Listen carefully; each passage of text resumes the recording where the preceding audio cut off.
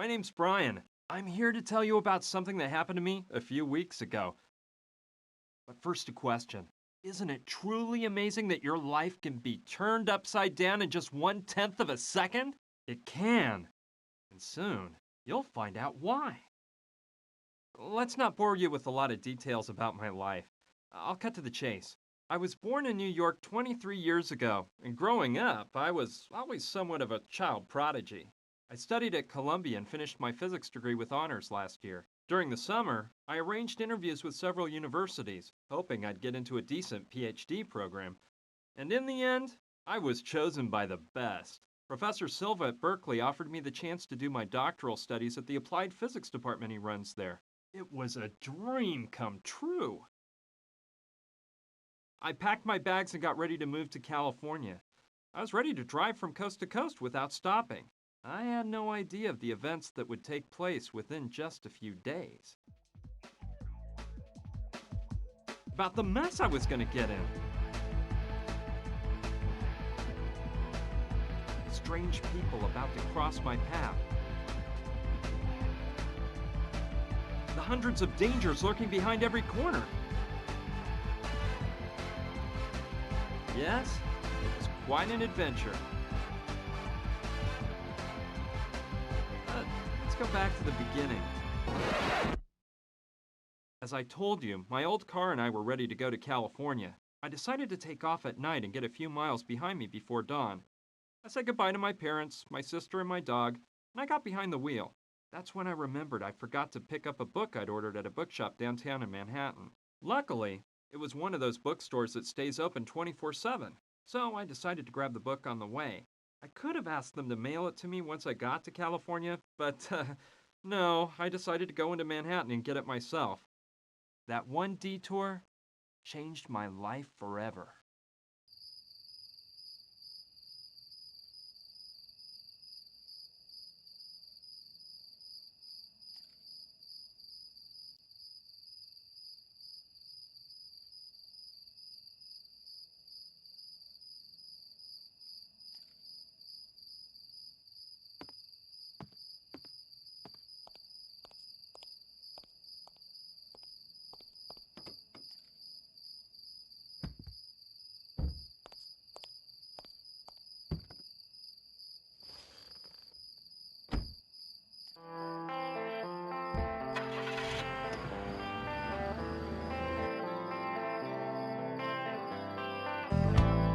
Liar on liar,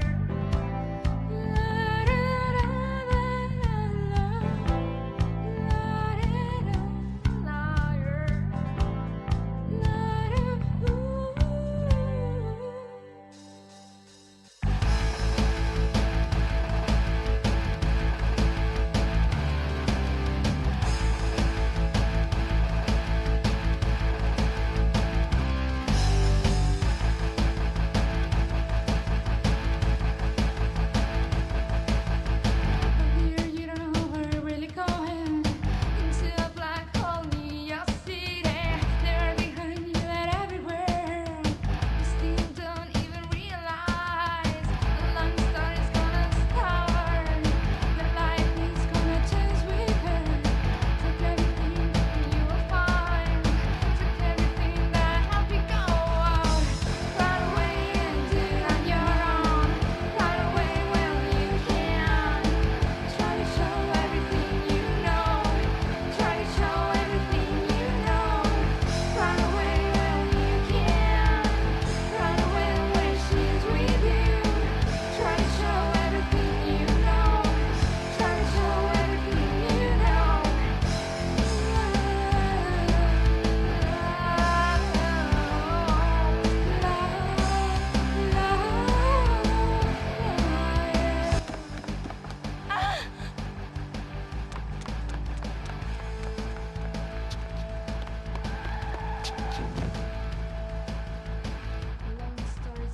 Oh my God! Stay away. It's better if they don't see us. She's unconscious. I'm taking her to the hospital. We'll take care of her at the hospital. Maybe that moron did the dirty work for us and she's already dead. Maybe, but we better make sure.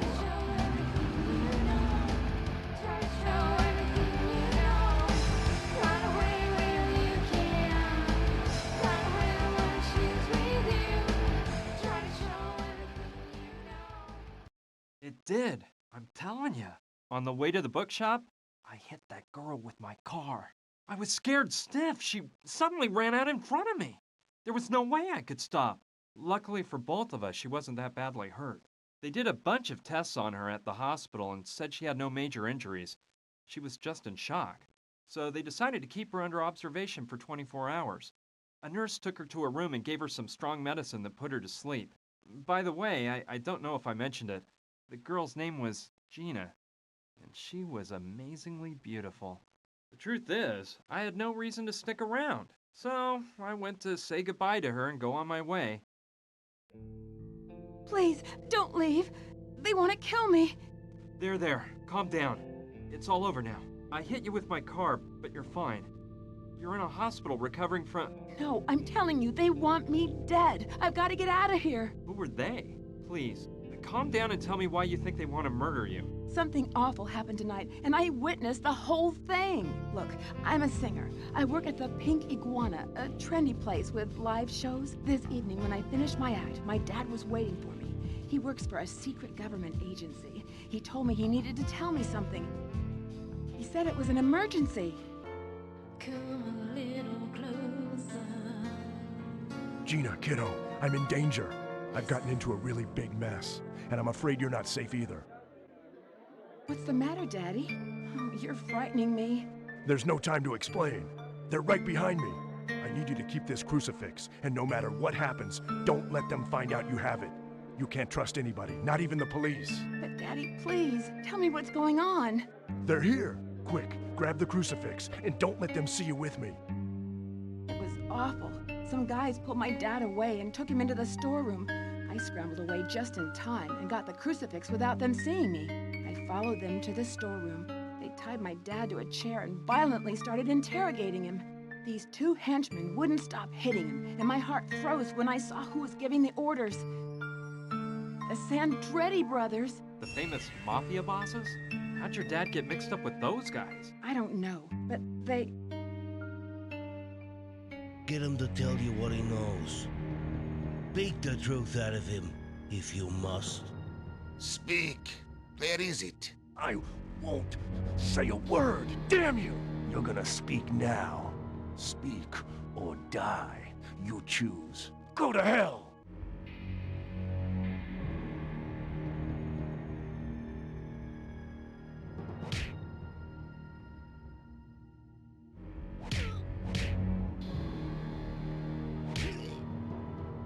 It seems our friend doesn't want to cooperate.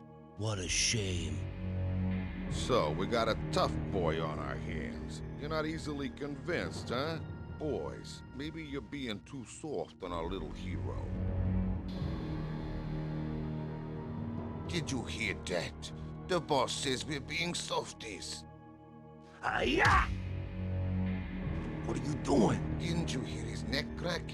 You killed him, man. Up there. You already know the rest of the story. I ran out through an alleyway, and when I crossed the street... Please, don't leave me. They'll kill me. Don't worry, just rest for now. Go to sleep. I won't leave you. She fell asleep. Those tranquilizers must have taken effect. What a story. I don't know what to think. The poor thing is probably in shock from the accident. I bet she dreamt all this. But what if it's true? What if her life really is in danger? I can't just leave her here and forget all about it. I'd never forgive myself if something happened to her. Okay, that's it. I'm not leaving this hospital until I'm sure Gina's completely out of danger. But how are you supposed to act in a situation like this? Yeah, I think I'd better do something to protect Gina in case those mafia murderers she says want to kill her show up.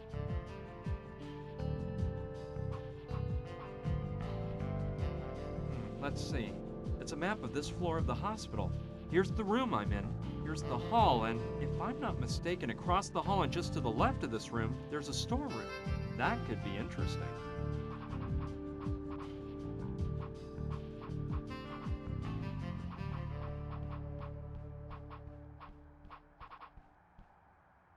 It's empty. cracked. Gina must have broken it when she took that sleeping pill. Snoozitol, one of the finest brands on the market.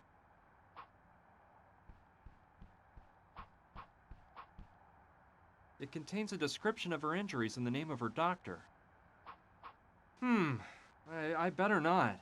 If someone came in, they might get suspicious if they see the chart is empty.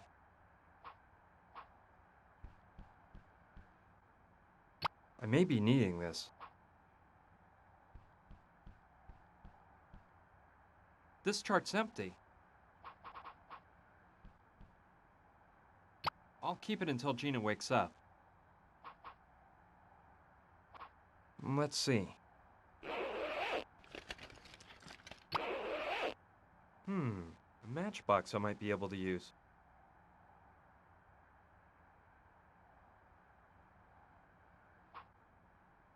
They're from a bar called the Pink Iguana.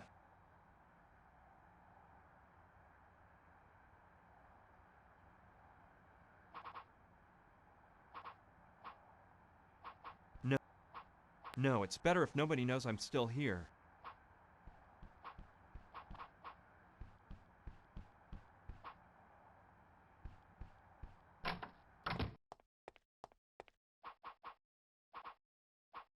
The faucet hasn't been attached to it, so it must be dry. I can't, it's locked shut.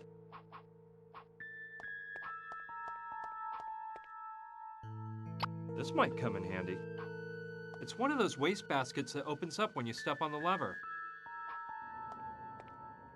Someone threw away a marking pen. It might still work.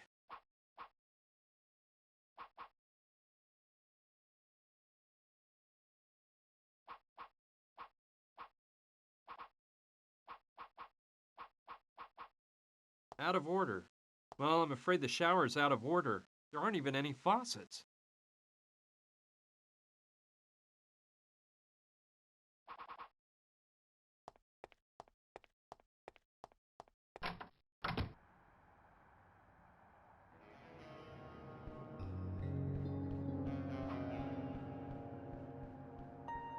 The city is so peaceful at this time of night. Okay, I'll try to reach the storeroom by walking along the ledge. Hope I live to tell the grandkids.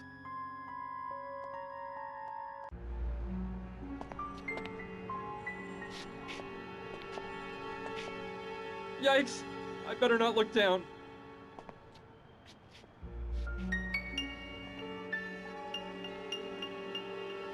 I almost didn't make it. So, the map was right. This is the storeroom. Let's see what I can find in this dump.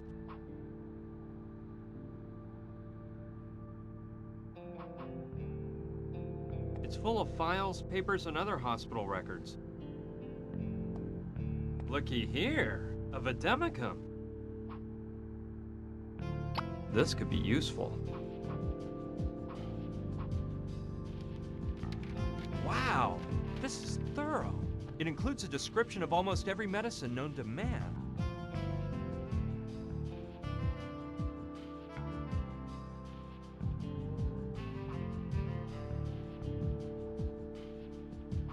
At the medical school behind my department at the university, they had a bunch of these.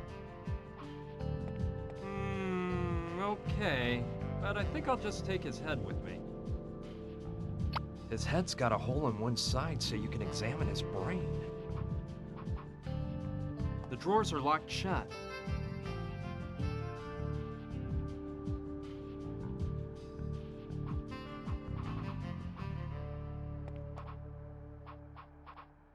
There are several files inside labeled incoming and outgoing medicines from 1994 to 1998. Those files don't interest me.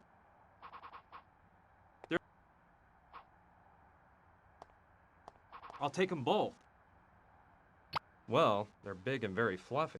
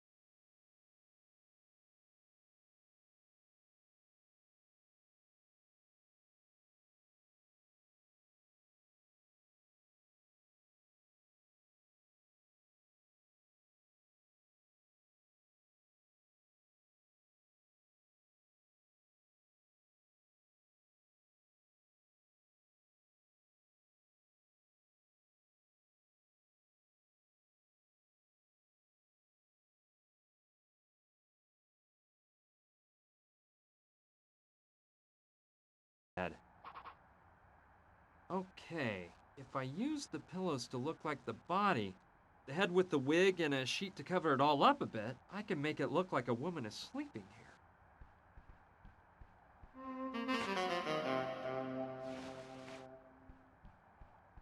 That should do the trick.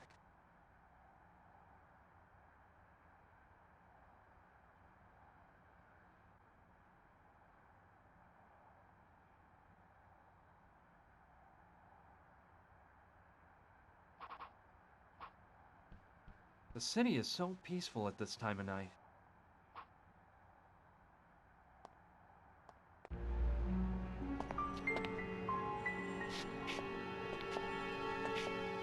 Yikes! I better not look down.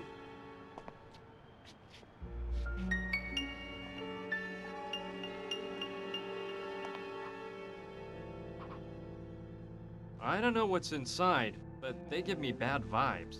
It's probably better to stay away from them.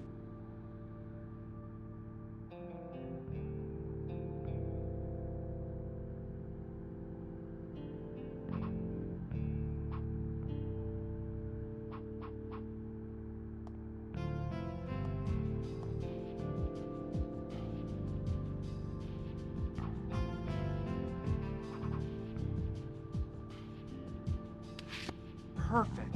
That way they'll think it's Gina who's in the bed.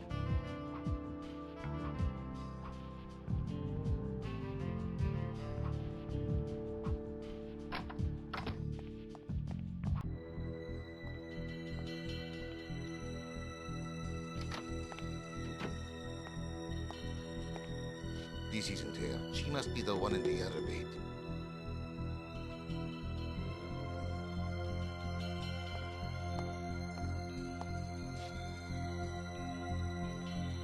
Yes, say goodbye to the world, you little tramp.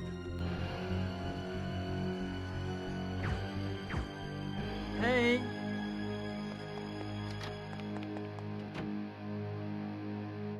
Gina!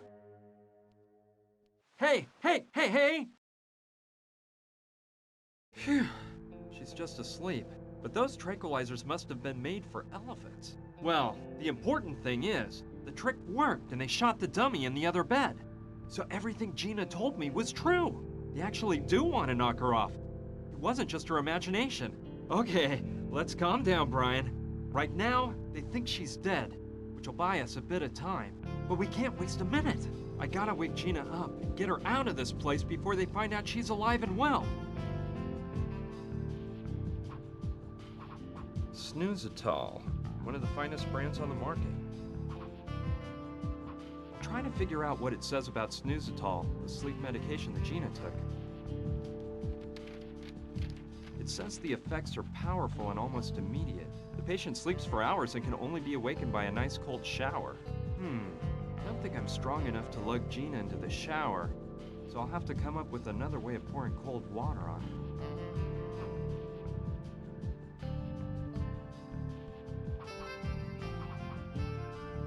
It sprays water in case of fire.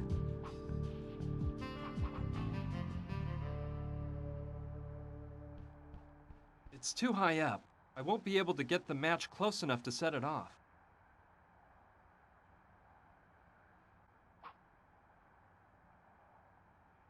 Good idea. I could use it as a flamethrower and make the sprinkler go off. The water would finally wake Gina up. Let's get to work. But careful, Brian, don't broil your hand off.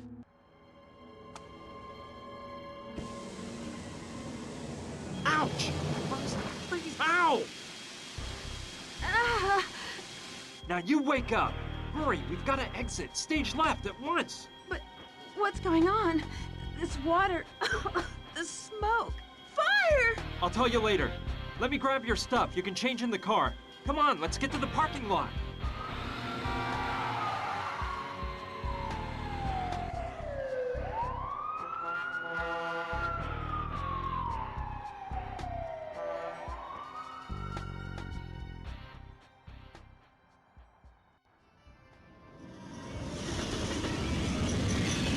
You got that awful order to shoot a dummy instead of shooting me? Hey, I like your style. First, you try to run me down with your car, and then you save my life. Do you do this kind of thing very often? No, I was just... It's a good thing that you grabbed my purse, because otherwise we wouldn't have the crucifix my father gave me. Now, what we have to do is... headed for the nearest police station. This is a very serious matter, and it has to be placed in the hands of the police. No way. Let's keep the cops out of this, okay? If the government gets caught up in this, we don't know if we can trust them. Gina, the people that killed your father are after you now. If we go to the police, they'll make sure that... Read my lips. No, this is too big for the police, and we can't trust them. We have to find out what this crucifix means. Look, this all seems crazy to me. It's your problem if you decide not to turn to the police, but I'm washing my hands of the whole affair. I'm on my way to California. They're expecting me at Berkeley, and... I can't believe this guy. You practically turned me into roadkill, and now you want to feed me to the wolves? And here I was actually starting to believe you. But... Forget it. It's not worth it. Why would you care if my father was killed? Why does it matter to you if I'm murdered or if my whole family's destroyed? Okay already. Let me tell you what we're gonna do. I have a friend who's an anthropologist. He works at the Museum of Archaeology and Natural History in Chicago. Well, since it's practically on my itinerary anyway, I'll drive you there and we can try to figure out more about that crucifix, okay? I knew I could count on you. You're a doll. Start this baby up. We can't waste any time. Hey, do you know where my blonde wig is? I was carrying it in my purse, and now I can't seem to find it. Have you confirmed that? Yes, Don Roberto. Gustav is at the hospital right now. He's checked up on it. I can't see how that girl escaped. Looks like the guy who ran over her is along for the ride. They left the hospital together. Useless idiots. Have you identified this man's car? Yes, Don Roberto. We know the model, color, and license plate number. At least you've done something, Theodore. Meet with Gustav and be prepared. As soon as we locate the vehicle, you're gonna go after them. Whatever you say, Don Roberto. I assure you, we won't let them ditch us again. I hope not. Don't worry, Roberto. Those two couldn't have gotten very far. Carlo, you know I'm thinking something here. I'm almost glad that girl's still alive. What do you mean? That girl witnessed what happened, and if she talks, we're in big trouble. I know that, but it's obvious she hasn't gone to the police. I wonder why. I don't know. Maybe she's there right now. I'll bet you $1 she won't stew on us. You know why? 'Cause she knows something. I think our men spoke with her before that animal Gustav broke his neck. Besides, why else would she have been in the storeroom? Yeah, you may be right, brother. In which case, we gotta make her spill the beans. See what she knows. You're right, Carlo. We'll do that. Now we gotta get out the warning to all our boys out there. Make sure everyone's on the lookout for that car. I guess there's no other excuse for getting involved. Gina had me dazzled. I can't deny it. But what would you have done? A beautiful girl asks you for help, so what do? Kick her out of your car on some corner? I don't think so. It took us a whole day to get to Chicago because the old hunk of junk I drive is no race car. Along the way, we stopped to have some snacks and keep the car from overheating. We took turns driving so both of us could get in some shut-eye. We got to the museum pretty late, but my friend Clive knew we were on the way, so he waited up for us. Well, we made it to the museum. Let's park in the back.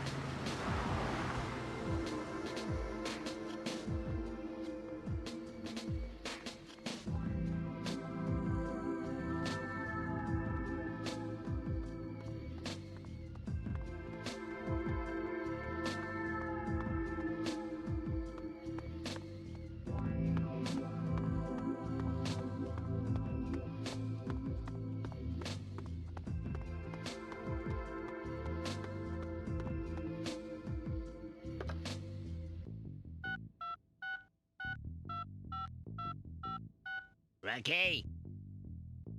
Hey, it's Bunchkin Bob here. I'm calling from Chicago, and guess what? I just saw that car you're looking for. I swear I haven't had a drink, and I'm sure it's the same car.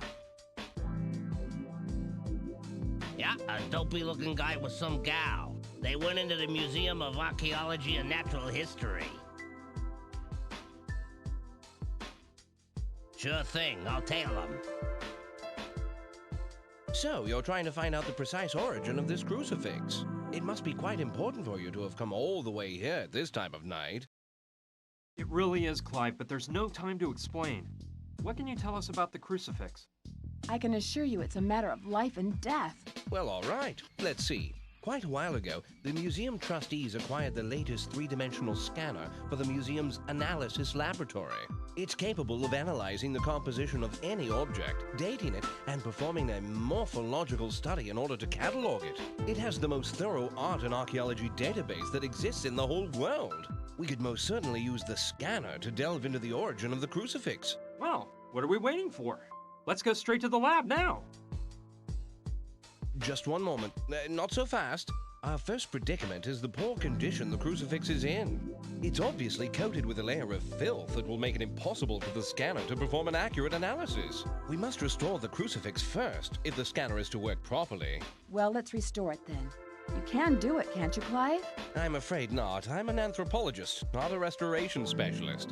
That sort of job must be performed by Dr. Oliver, the museum's finest art restorer. She just happens to work down the corridor at the restoration laboratory. She's there at this very moment. Yes, let's go talk to her now. Hold on, there's another problem. In 3 days, the museum will be opening an exhibition on Mayan art. We're already behind schedule, and Dr. Oliver is overwhelmed with work, trying to restore all the pieces for the exhibition. I'm truly sorry, but you'll have to wait for the doctor to finish her work before having the crucifix restored. And I doubt that will happen for at least 3 days. 3 days? No way. I can't wait 3 days. Professor Silva's waiting for me in California. This is unbelievable, Brian. You're already thinking of leaving me here defenseless? No, I wouldn't do that. But I can't wait for 3 days either. I'm gonna talk with this doctor and try to get her to restore the crucifix tonight. Oh dear, you can try to, Brian, but I'm warning you. Susan Oliver is not an easy woman to sway. If I were you, I certainly wouldn't dare make such a proposition until she's completed all her work for the exhibition. Well, I have to try. You said she was next door, right? Yes, through the first door on the left when you leave my office. Good luck, my friend. You'll be needing it. Listen here, Gina. What do you say if we take a little stroll around the museum and I show you some of its hidden mysteries? A stroll? I see you haven't changed a bit, Clive. Anyway, we'll meet up here in a little while. I don't know. Well, all right. Let's take a stroll.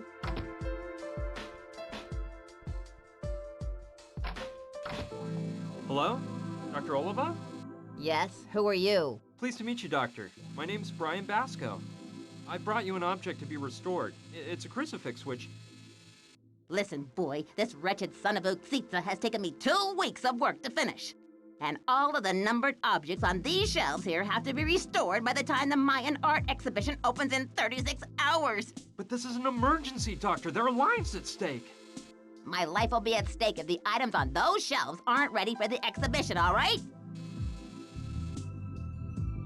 Doctor, it is of the utmost importance that you restore this crucifix right now. Look here, boy. Didn't I make myself clear? I have to restore all of the numbered items on the shelf. Every last one. In 36 hours. If I don't have a hernia first, that is. What is the son of Uxitsa? It's the most important piece on display at the Mayan exhibition. A stone mask with a large ruby set in the forehead. It was recently found at a temple in Piedras Negras in Honduras. I've been working to restore it and leave it in perfect condition for 2 weeks. I have no doubt that it will be the centerpiece of the exhibition. You must take pride in your work. Despite a lack of certain indispensable means, my work has been praised by the most prestigious of journals. So yes, I suppose there is a reason to feel pride. Are you a specialist in the art of the Maya? I'm a specialist in art. A professional, if you know what that word means.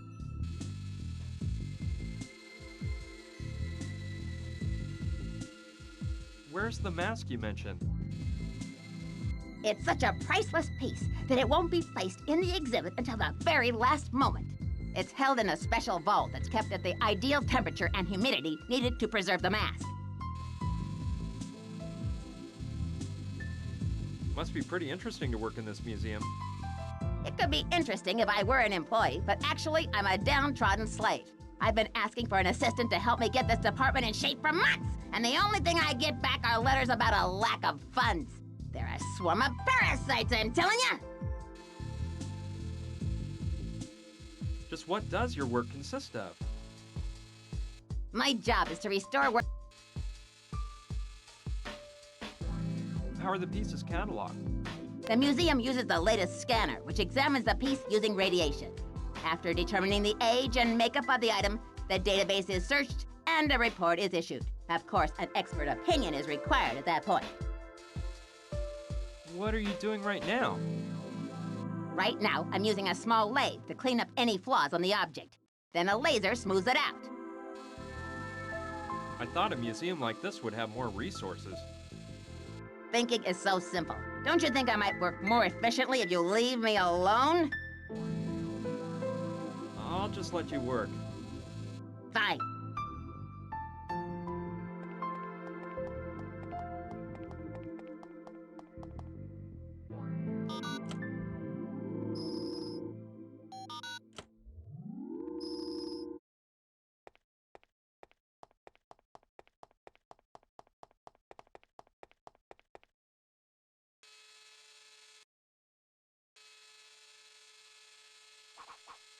Some of the objects have a numbered sticker under them. The number must show what order they're supposed to be restored in.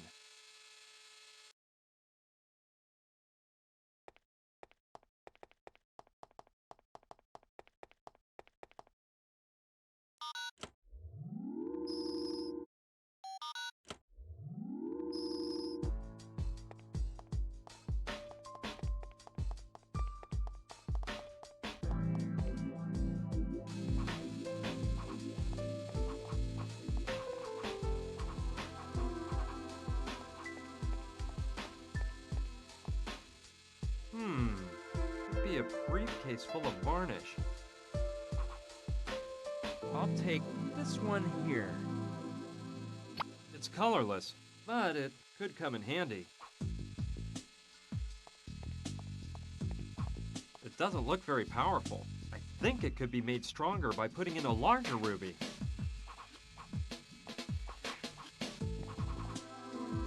It looks like some sort of talcum powder container. This could be useful.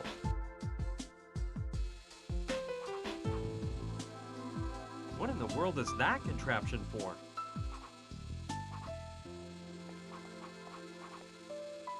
It's empty. Helium. I think it weighs too much.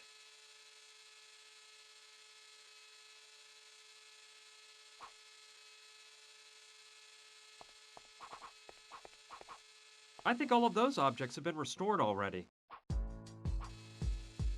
It seems like a human, but one that hasn't evolved much. Cro-Magnon or something.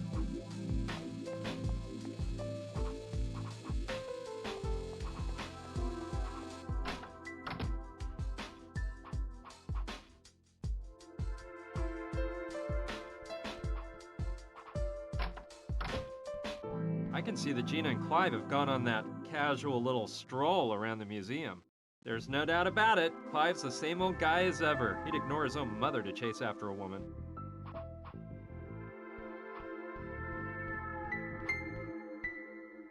Let's see. This is a 2-volume treatise on anthropology. I was never very interested in this subject, but I may need the books to find my way around the museum. Hey, look what was hidden under the books on the table. It's an X-shaped crack.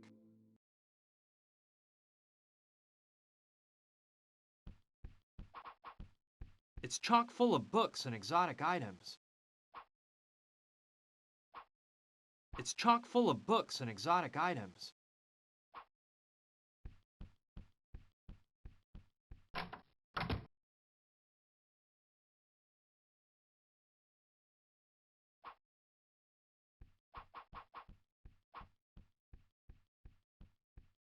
There are different types of coffee. Cappuccino, espresso, cafe au lait, ice blended mocha. I think the little red light that's on means it's out of coffee.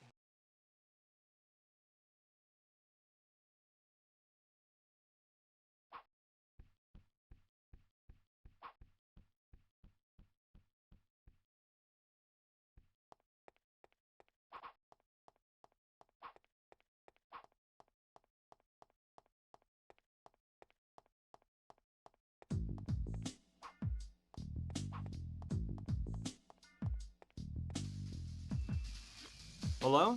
Hey, you're a friend of Clive's, aren't you? I saw you come in with him and that hot babe. Yes, my name is Brian Basco. Brian? Dude, what a name! Are you a geek or what? I'm Willie. I'm in charge of administration here at this dump. Administration? You mean maintenance and all that, right? No, dude. I mean, I'm gonna smack you silly if you don't quit yapping. I'm not a maid, I'll have you know. This whole museum would go to pot if it wasn't for me. And besides, you should know that I run my own small business. Okay, guy, calm down. What kind of small business are you running? Let's just say I represent a laboratory equipment factory. Here, take one of my cards in case you need any of our fine products. William P. Dustin, laboratory equipment.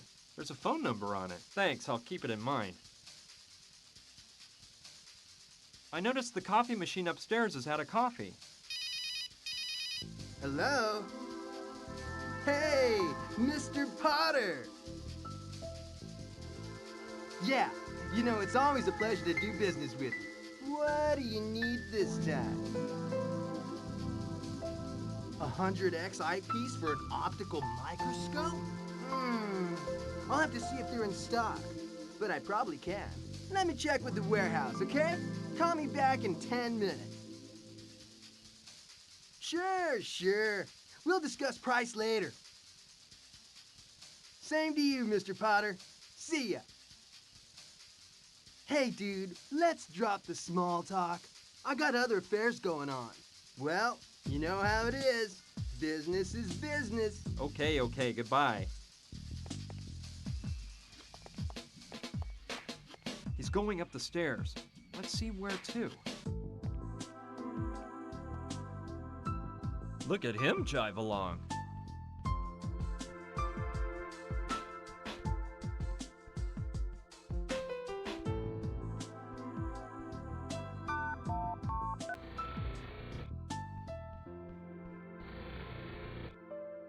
No way!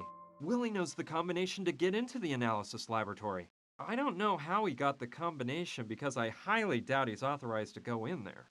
Now I think I know where the laboratory equipment factory that Willie supposedly represents is really located.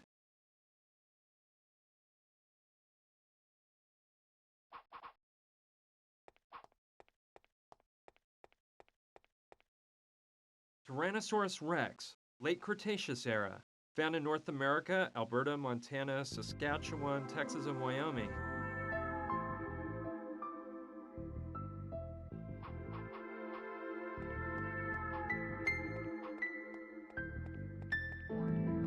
Triceratops, late Cretaceous, found in North America, Alberta, Colorado, Montana, South Dakota, Saskatchewan, and Wyoming.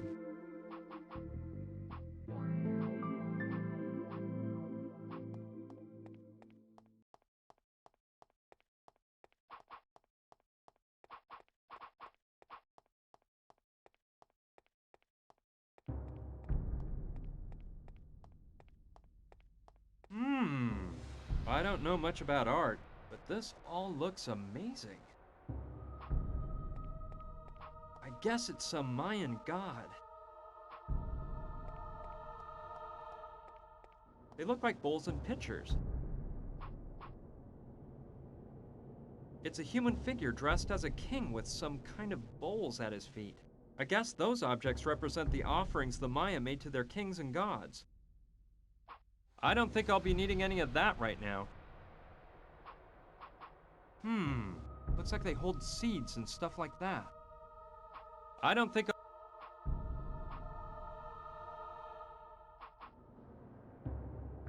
I'm clueless, but something tells me this must have been some sort of altar or a sacred part of the Mayan culture.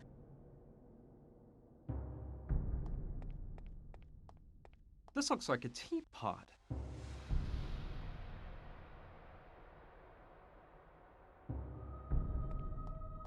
I'd say it's a small bucket. I believe it's nothing more than a big cup. Just amazing. From the little I know, Mayan civilization has always been shrouded in mystery and superstition. They've even been linked with extraterrestrials.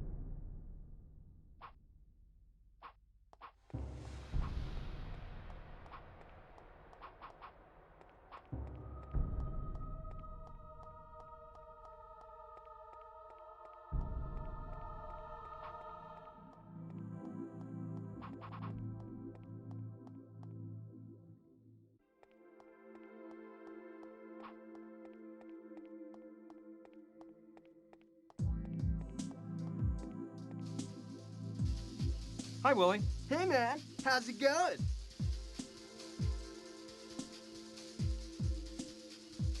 About that business of yours? Yeah? What about it?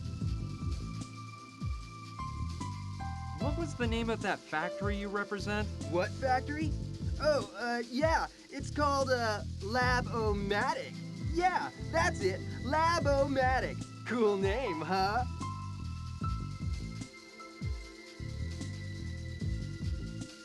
Well, how do you find time to do your work here at the museum and hold this position as a representative? I'm glad you asked me that. Look, there's one word that sums up my whole mess of a life. Professionalism. Get it, guy? That's just the way it has to be. I'm telling you, I'm a professional, and I know how to deal with all the little tasks life has given me without neglecting any of them. I'm a professional, man. A professional!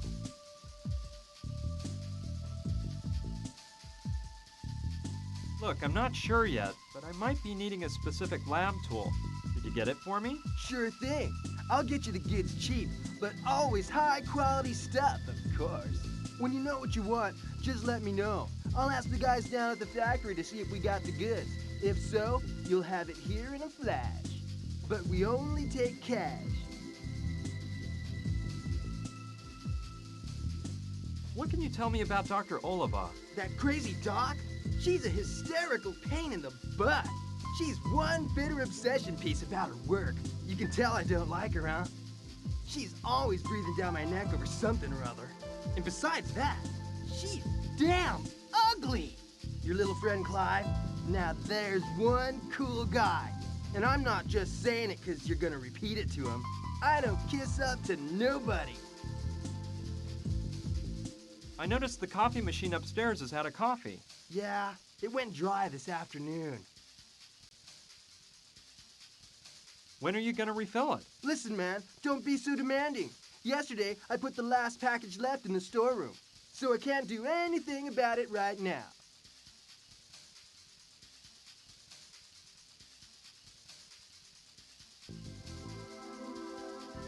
Well, I could sure use a cup of joe.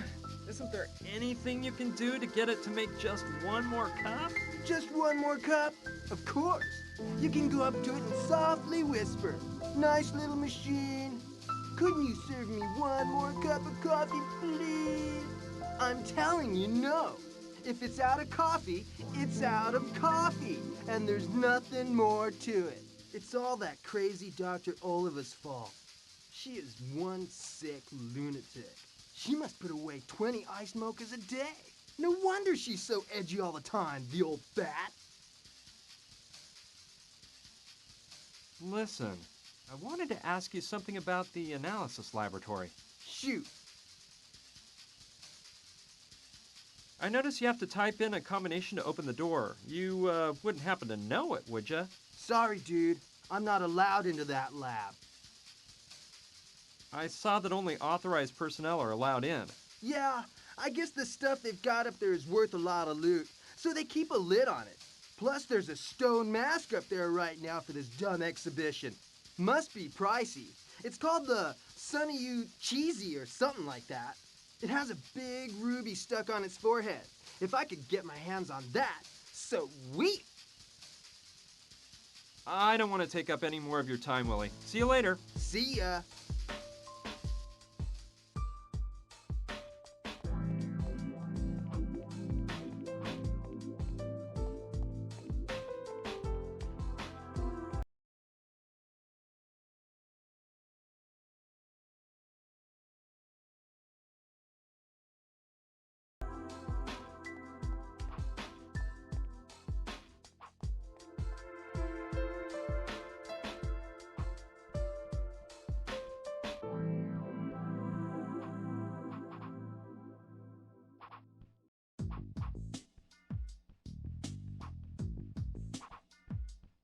I hope the museum doesn't go up in flames like Gina's hospital room did. I don't need it. There's something inside. Let's take a look. It's an empty package of coffee. I don't know what I'd need that for.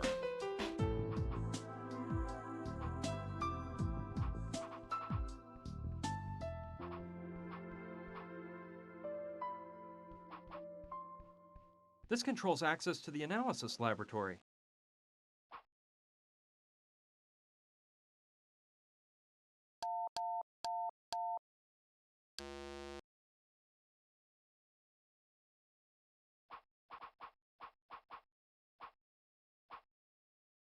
It's a public phone.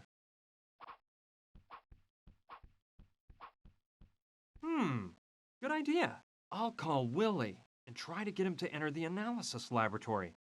That way, I can try to find out the access code. I hope the number on that business card he gave me is his real phone number. Hello? Mr. Dustin? Yeah, that's me. What can I do for you? Well, my name is Frank Steiger. I'm a friend of Mr. Potter's. He told me you could furnish me with some products that I need. Sure. It's a pleasure to do business with a friend of Mr. Potter's. He's one of my best customers, you know. By the way, your voice sounds familiar. Do we know each other, Mr. Steiger? No, I don't think so. Well, anyway, what can I do you for? Well, I was interested in some eyepieces. Yeah, eyepieces for optical microscopes. Whoa! This must be repeat request night. Seems like everyone's looking for the same thing. Come again? Nothing, Mr. Steiger. Just running off at the mouth. Tell me, what kind of eyepieces do you need? I can tell you I got a nice set of 100Xs. Well, I was looking for some 200X eyepieces, actually. 200, huh? Well, I'll have to check the warehouse. Call me back in 10 minutes and I'll tell you if we have any in stock. Okay, talk to you soon then. Talk to you soon, Mr. Steiger. He's coming up now. I'll hide behind here.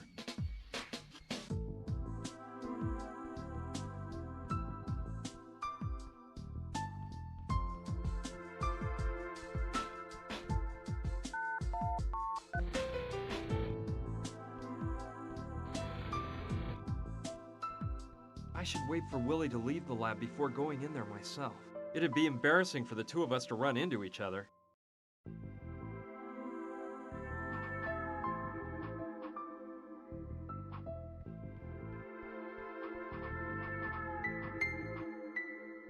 I should wait for Willie to leave the lab before going in there myself.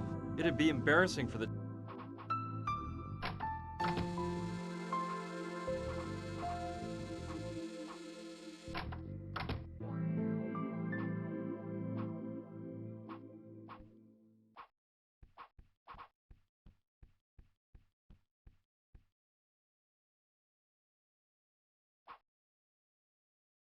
Good idea. Go for it. Now I can't touch any of the keys. If I leave a fingerprint behind, it would ruin the entire plan. The next thing I have to do is get Willie to enter the combination that opens the door, so his fingerprints are left behind on the right keys.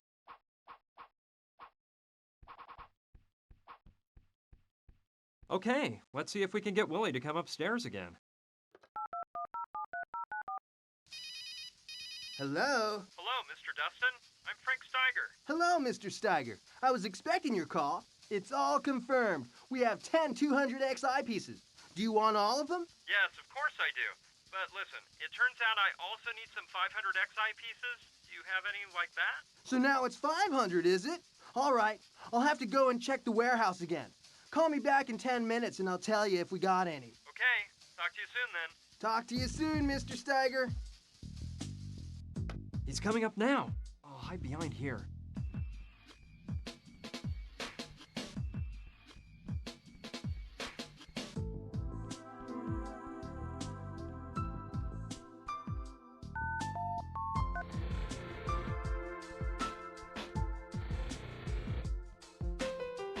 I should wait for Willie to leave the lab before going in there myself. It'd be embarrassing for the two of us to run into each other.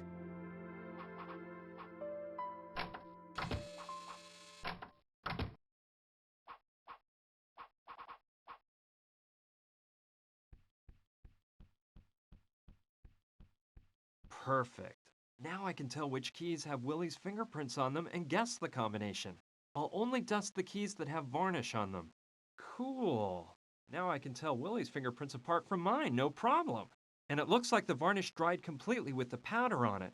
So now I can press the keys without having to worry about erasing the fingerprints. The numbers that make up the code are 1, 3, 7, and 8. All I have to do is figure out the right combination.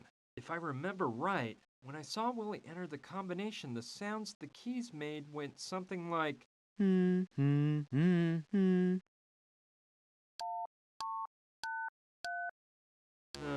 that's not right. They sounded more like this.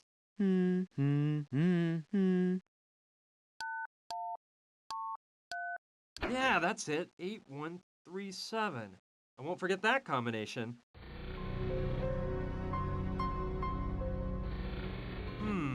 It's pretty dark in here, but I'd better not turn on the lights. I don't want anyone to find me here.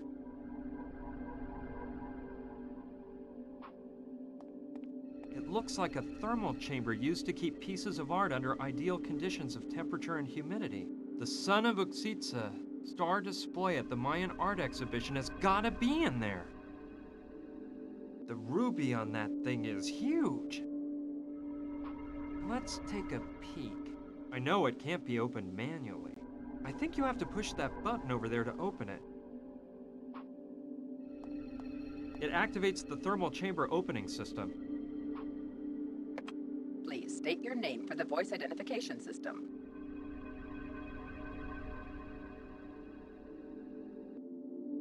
William P. Dustin. Name invalid.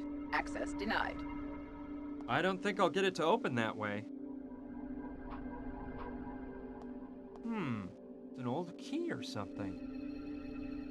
Maybe I'll find a place to use it. Well, how about that? There was a note under it. Let's see. Clive, here is the ancient Aztec key all clean and polished like you requested. Next time don't wait so long before having it cleaned. It was disgustingly filthy. See you next Monday. Signed by a guy named Ron. So the key belongs to Clive. Well, I'll just give it to him later. I wouldn't want to have to use this, so I'd better watch how I handle the devices in here. Locked up tight. It's an electron microscope. I can't think of anything I would want to look at through a microscope.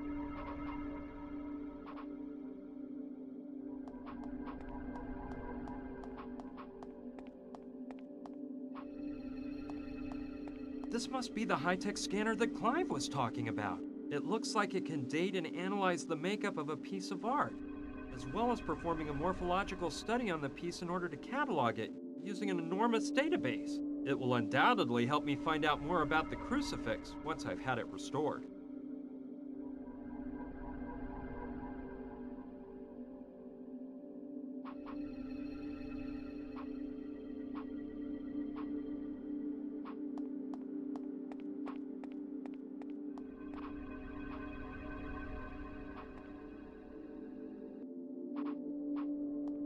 It reminds me of the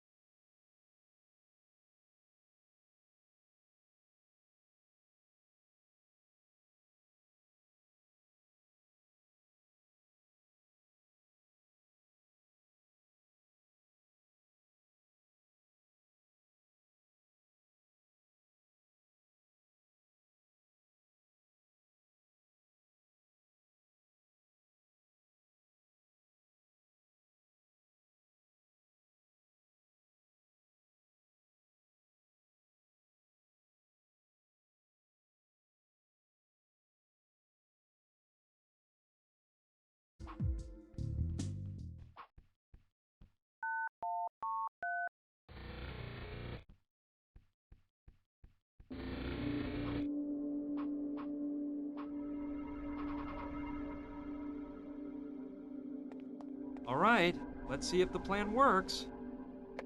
Please state your name for the voice identification system. Dr. Susan. Name invalid.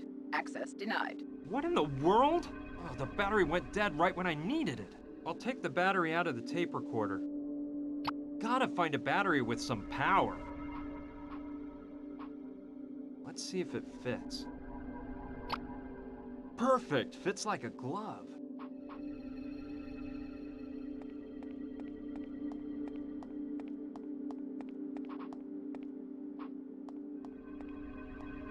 Well, this is a good opportunity to check whether you can restore some of a dead battery's energy by lowering its temperature.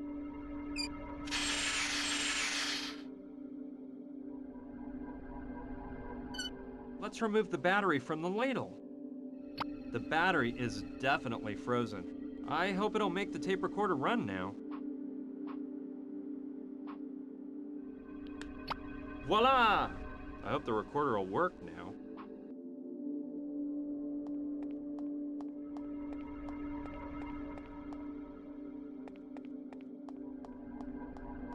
I hope the battery lasts long enough. Please state your name for the voice identification system. Dr. Susan Oliva. Identification verified. Good evening, Dr. Oliva. Please remember that the chamber will automatically close in 30 seconds. It worked! I shouldn't do this, but I've already had to do so many other crazy things tonight. I hope nothing serious happens to it once it's outside the thermal chamber.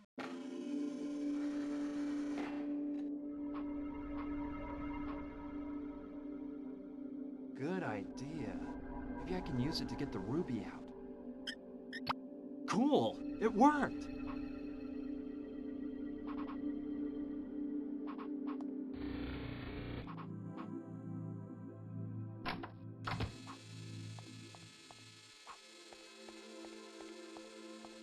Let's see if I can put this one in place of the one that's already there. Fantastic! I think this will make the laser beam much more powerful. Now I'll wait for the doctor to come and use the laser.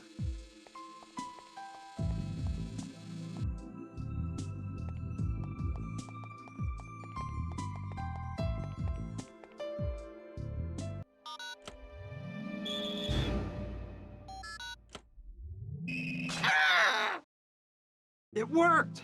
My heart goes out to the good doctor, but there was nothing else I could do. I need an iced mocha now.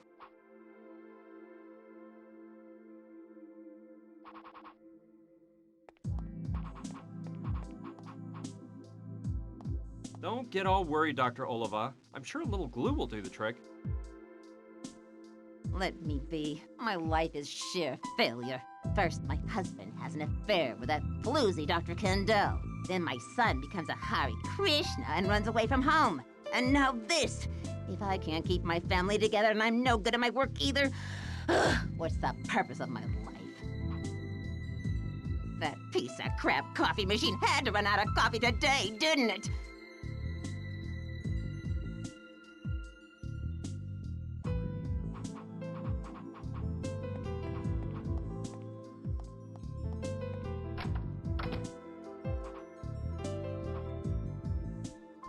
I don't know what I'd need that for.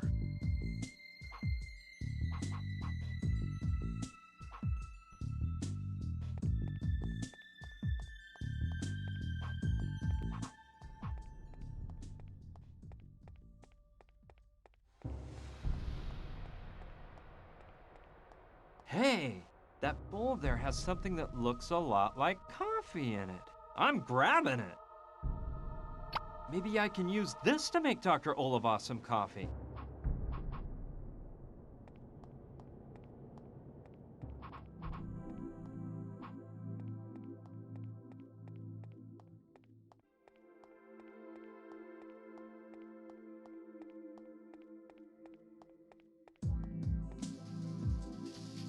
Willie, here's some coffee so you can refill the machine upstairs.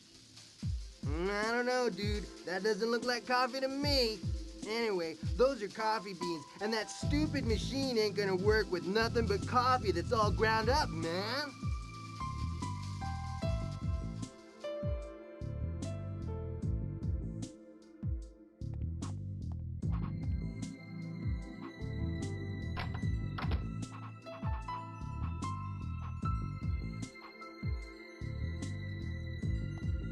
I might be able to use the lathe to grind the coffee beans.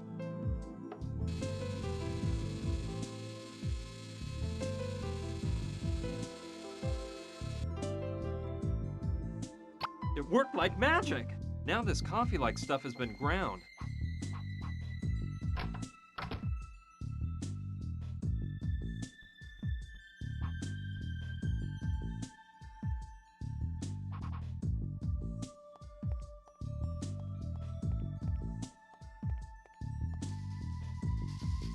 Willie, here's some coffee so you can refill the machine upstairs. Dude, are you sure this crud is coffee? Yeah, of course it's good coffee. I buy it in bulk. No, man, I'll pass. It's not that I don't trust you, dude, but I don't want any trouble. I'd rather use the Java I normally pick up for the machine, in case I get busted.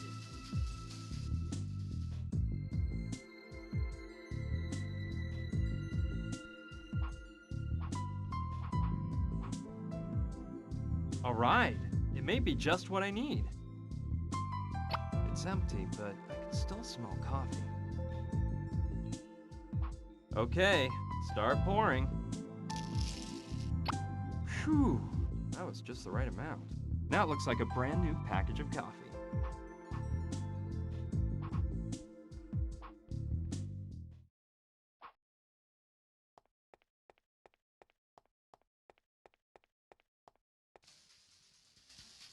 Willie, here's some coffee so you can refill the machine upstairs. Dude, this is the brand I always use. Yeah, baby, this is right on time. See? Now I don't have to go out tomorrow and buy some. I'm gonna go fill up that junky coffee machine right away. This Willie guy's an unusual character. Well, let's see if I can finally take this rich aromatic coffee to the doctor. I'll just wait one little moment so Willie has time to refill the machine. Okay, let's go.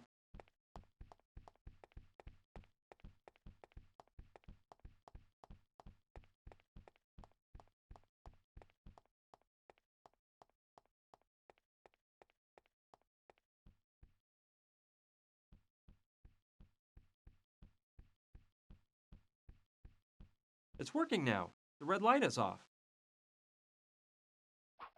Okay, I'll just get one.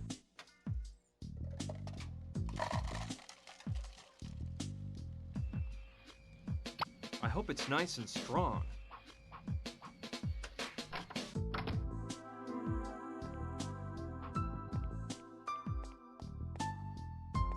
Here, doctor, have some coffee.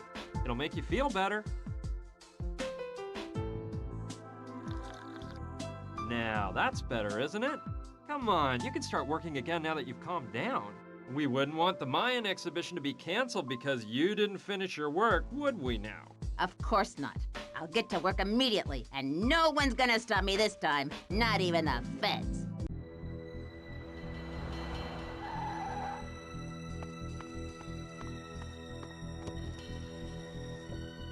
Munchkin Bob, I see you haven't grown much in the past few years. If it ain't Gustav, my one-eyed pal. It looks like the eye they ripped out of you hasn't grown back either. Careful, Bob. Don't tempt me. Let's just get down to business. They're still in that dumb museum, right? That's right. The car hasn't moved from the lot. We can wait here until they come out and grab them. Without the car, they could have escaped in some other direction. Nah, I won't run the risk of having them get away again. Let's go after them. You wait here, Bob, and watch to see if the cops show up. Okay, Gustav. Whatever you say. Well, I had to leave the doctor alone so she could pay full attention to restoring the crucifix. But it's been a while now, and being as enthused as she was after drinking that coffee, I'm sure the crucifix is all finished. So, I'm going in. Man, it looks like the doctor is completely out of it. But I see she managed to finish restoring the crucifix. Excellent. It certainly needed polishing. Oh, looks like new. This is interesting. Now I'm sure we can find out where it came from and what it's for. I better go to the lab right away and use the scanner to check out the crucifix.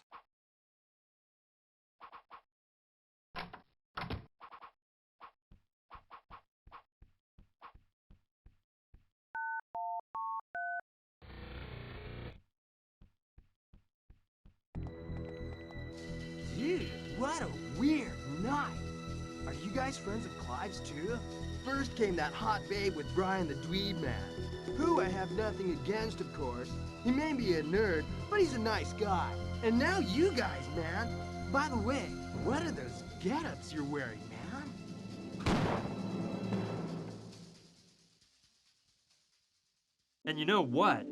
It's about time I found out what that is. Let's see if I can figure out how to work the fancy scanner.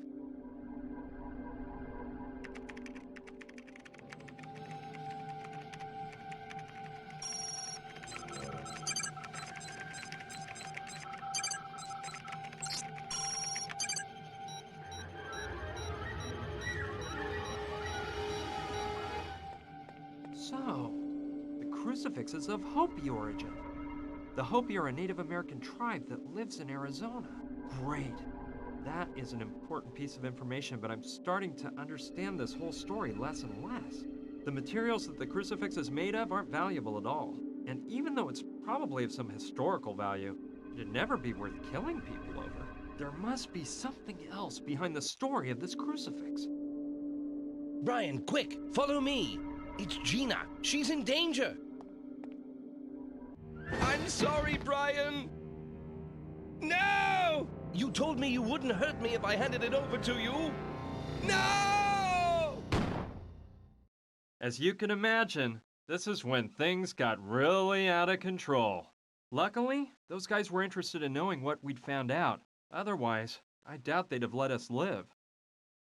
Of course, that blow to the head knocked me out, and I didn't know what was going on for quite a while. When I came to, I realized that we were flying in a helicopter. My head ached and pounded, and when Gina told me what happened to Clive, well, I felt absolutely awful to know they'd done away with him.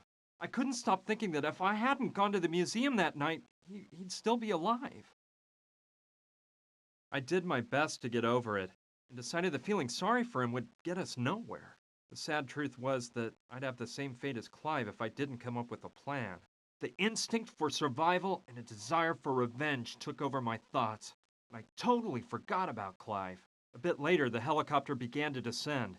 I could see we were landing in a desert area in the middle of what looked like an old oil field. We were taken out of the helicopter and put inside of an old cabin. It was pretty obvious they were mainly interested in Gina.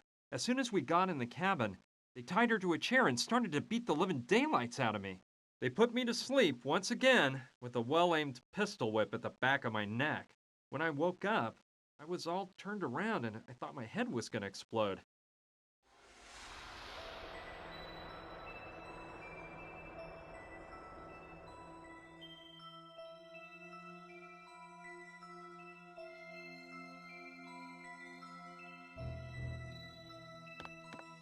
Ouch!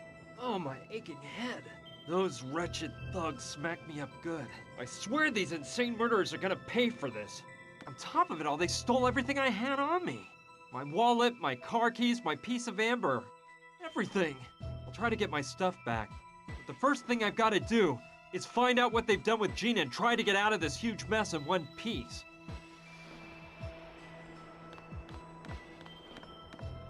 There's a fairly large crack in the middle of the door. We know Johnny was talking to you at the club before we got there. You tell us what he told you, and you can leave this place in one piece. You're wasting your time, boys. I'm clueless, I swear. I have to help Gina. Those animals are capable of doing anything. We know Johnny was talking to you at the club before we got there. You tell us what he told you, and you can leave this place in one piece. You're wasting your time, boys. I'm clueless, I swear. Those bullies won't stop giving Gina the third degree.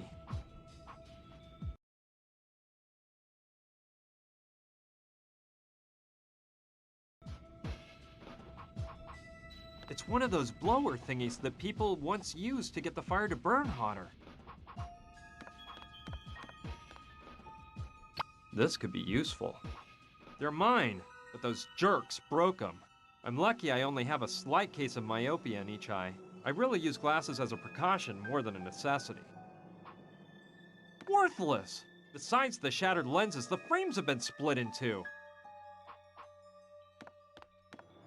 What? This is my shirt! Those jerks tore it to shreds! They couldn't even sell this at a secondhand store.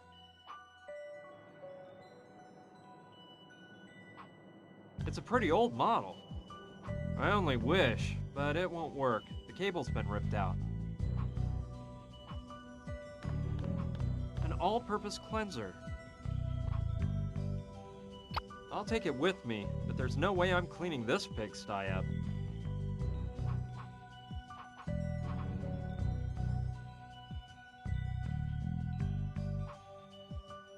It's just filled with junk. Most of it's all old and worn out.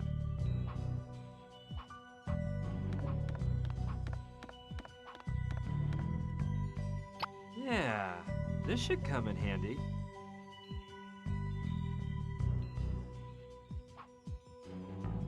Fresh Bubbles, the soft drink preferred by more Americans.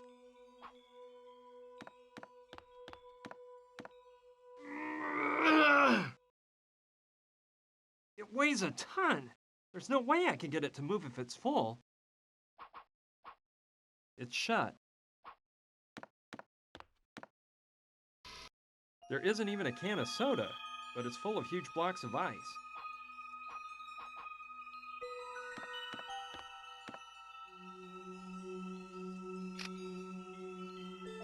Done that. Now it'll start to defrost. No, I won't achieve anything by opening it as long as the freezer has ice inside instead of water.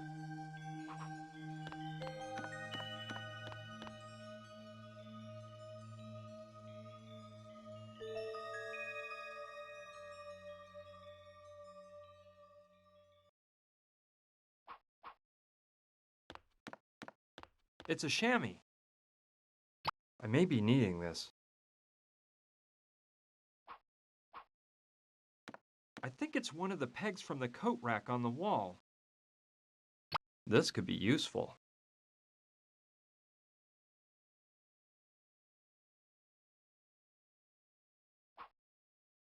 The glass is so filthy the light can barely get through. Yes, it might be a good idea to clean the window pane off so that the sun comes in. But I need something to wipe it off with.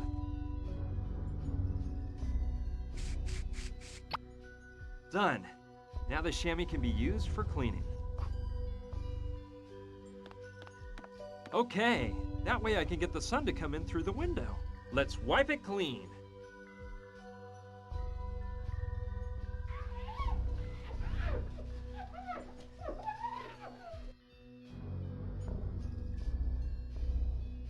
Wow, hard to believe the layer of dirt on there. Let the sun shine in. All right, now that the power to the freezer's been cut off, the lid is open and the sun is shining in on the blocks of ice. I think it'll defrost in a jiffy. It's been a while. Let me see. The ice is completely melted, but now the freezer's full of water.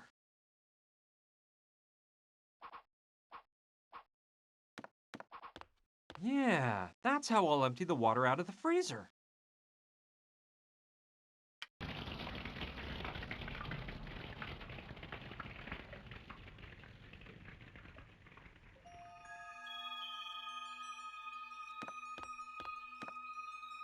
Okay, it looks like it's all empty now.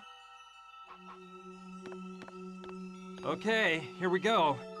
I think I can move it now that it's empty.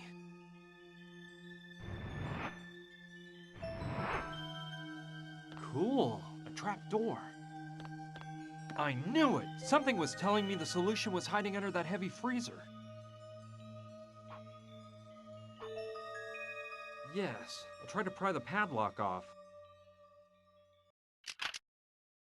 Done! Now I can get the heck out of this wretched cabin.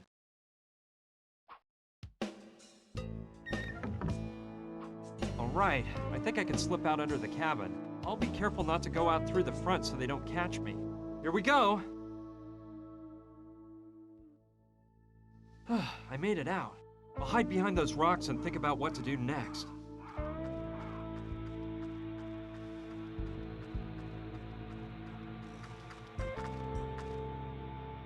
Hello. What rock did you climb out from under, handsome? Hi. He's here to rescue us, girls. We're saved. To rescue you? But I thought I was the one. Did that lizard Jules send you? Jules? Wait, hold on. I don't know what you're talking about. I just escaped from that cabin there. Some mafia thugs were holding me prisoner. Me and my, a friend of mine. You've got to help me set her free. Her life is in danger. I was just in that cabin a while ago. We saw a chopper fly in, and I went there to ask for help. But some guy with an eye patch told me to do an about face and never come back there if I didn't want to become buzzard food. Listen, cutie, we're in a jam here too. We are artistes on a nationwide tour, and our bus broke down a week ago. We've been stuck in this godforsaken desert all this time. Our driver Jules, who accompanied us on tour, went for help. And well, we haven't heard from Jules again. I bet that jerk took off with all the money we gave him and left us out here to become cactus fertilizer. Jules said he knew of a shortcut through this hot desert, and that we'd get to Las Vegas much faster his way. I bet the swindler had it all planned out. I bet he broke the bus himself to steal our money and leave us here with the rattlesnakes. Well, I see you're not doing much better than me.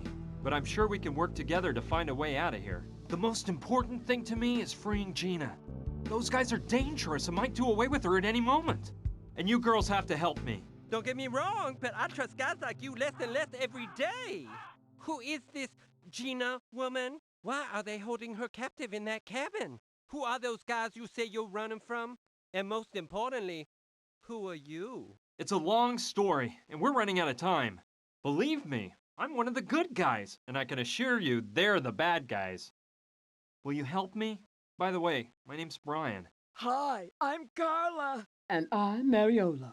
Charmed. And I'm Lula, and hey, we're with you on this, you big hunk. We'll help you out. Do you have a plan, dear? A plan? Of course. A plan to free your girlfriend and get us innocent lambs out of here. She's not my girlfriend, and, well, I haven't thought of a plan yet. She's not your girlfriend? A handsome man like you with no girlfriend? You don't like women much. That's it, isn't it? Okay, she is my girlfriend. And I think I do have a plan. Just let me think a while and let the plan develop. Develop. In the meantime, I'm gonna rehearse my new dance move. Yeah, and I'm going to get back to my tan. And I'm going to rest for a while. I'm simply exhausted.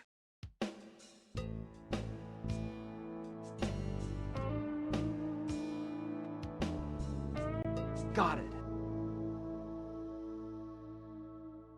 Hey! Don't you want to hear my plan? Why don't you just wait until you got everything ready? Okay, Luscious?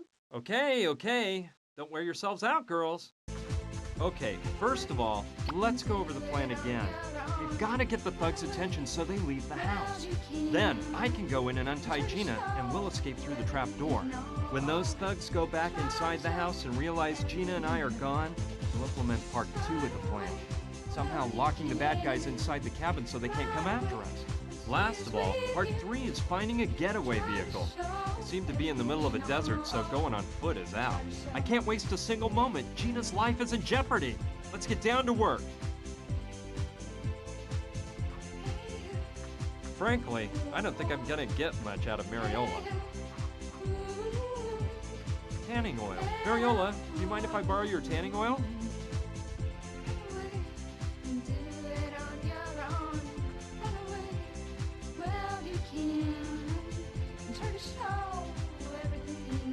Sorry, sugar, that's my life's blood. I still haven't acquired that bronze tone that turns macho men into love machines.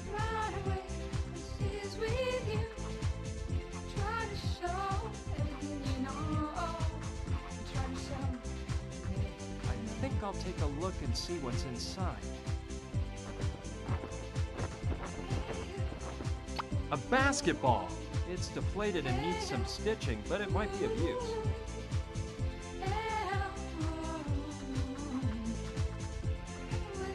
Wow! What a sweet setup they've got here. Very chic. I like it. I see Carla's lying down and back. It's okay. I'm sure the girls have plenty. Maybe I'll show how thoughtful I am by giving them to Gina as a present. It's full of lipstick. Well, I'll just grab whichever. I don't plan on using any myself, but I might use it for something else. A bunch of rings and earrings. I don't want to take any of that stuff.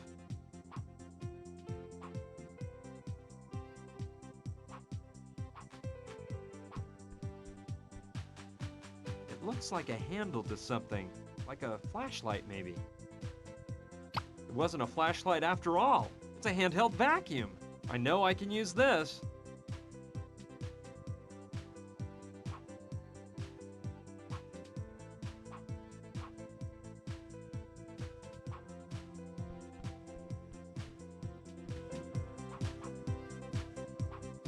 That cocktail actually looks pretty good. I don't think Carla would like it much if I took her cocktail away. Besides, I've never tried strong mixed drinks. It might upset my stomach. There, let's just say, stellar? Yeah, that's the word, stellar.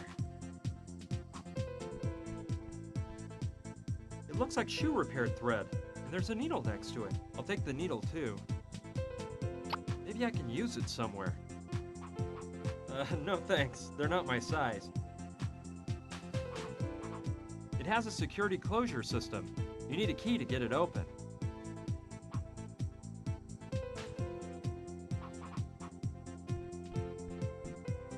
Excuse me, Carla? Yes, honey. You look exhausted. Utterly, darling.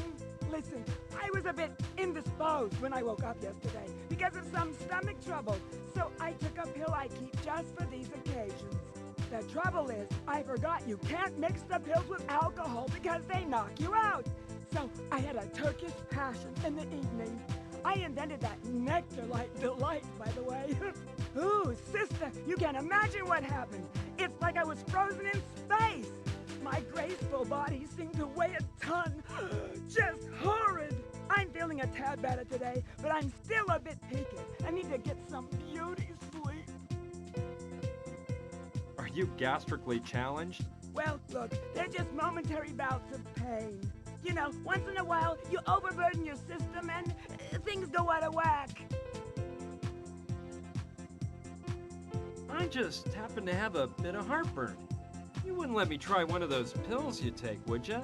Darn, I just ran out. When I went to take one yesterday, there were only 2 left in the bottle. I took one and dropped the other one, which fell through that grating on the floor. And you say that if you mix those pills with alcohol, it knocks you out cold? Let me tell you, honey, that mix is a time bomb, and the effects last for hours. You mentioned the Turkish passion. What's in that? Oh, that's a woman's secret, my love. My delectable blends are renowned. The Turkish passion is one of my personal favorites, but I've created many more. There's the Gentle Frenzy, Black Autumn, Love Juice, Brandy Alexandra. Anyway, there's a million, and they'll all drive you wild.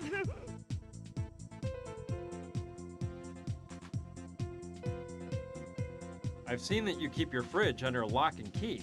Yeah, that's Lula and Ariola's doing. Those gossipy wenches accuse me of eating uncontrollably and put that lock on the icebox. They haven't given you the key, have they? No, they are hell-bent on controlling me, especially with the butter. Is it my fault if I can't resist bread and butter? And you have no idea where the key is? No, I know it's hidden somewhere on the bus, but no matter how hard I look, I never can find it. I don't know where those anorexic vipers keep it. Have you tried opening it with a hairpin? It always works in the movies. Yeah, I've tried it all. With a screwdriver, too. And a nail file. But nothing seems to work on that damn lock. Can you think of any way to set my friend Gina free and get us all out of here? Listen, sweetie pie, I'm in no condition to be thinking. But besides brawn, you seem to have brains. So I'm sure you'll dream something up. What I can tell you is not to trust that Gina girl much. She's got more lizard in her than my nicest purse. Have you been together for long? Lula, Mariola, and you? Mariola and I have been together for over 15 years. Back then, our stage name was Hernandez and Fernandez. Times were crazy, and our show was just divine. About 5 years back, we nabbed Lula and created the Divas. Since then, we've acted as a threesome on the best stages this country has to offer. We've been a huge success. I'll let you get some rest, Carla. See ya. Toodaloo, cutie!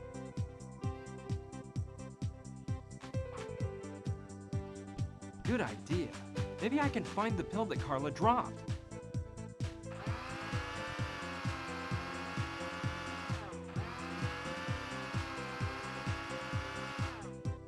I'll open up the vacuum cleaner bag and see if Lady Luck is on my side. Bingo!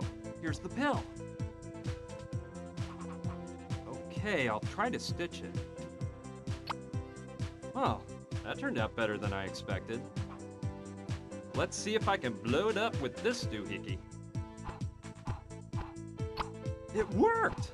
You can't even tell where I stitched it up.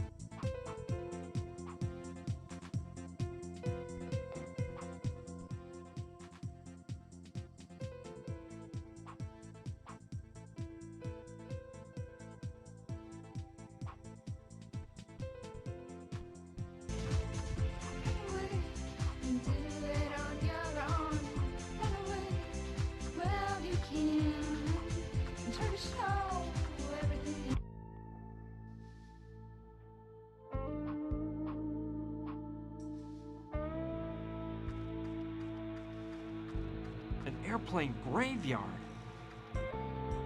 And as far as I can tell, most of them are military aircraft. From around the time of World War II, I'd say. Wow! It's a string of bullets for the machine gun. It's in good shape, and I could actually use it if I find some bullets to fill it up. It's a little rusty, but I bet it might still work if I grease it up. It's unbelievable how much combat planes have changed.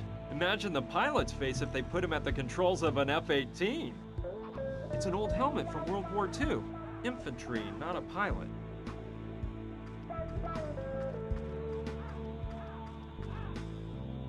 It's a bit old, but it might save me from any other punches.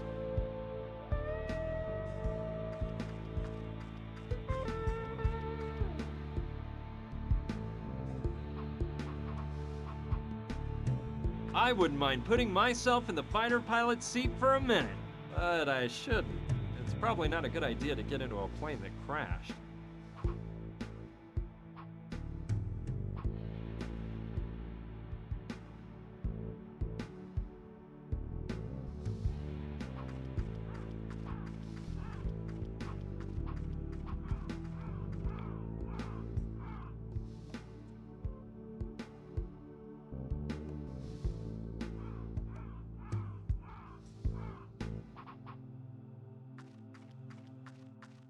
Wow, looks like the railroad tracks come all the way up to here. Although, judging by the look of that train car, the tracks must be from the 1800s. Danger, explosives.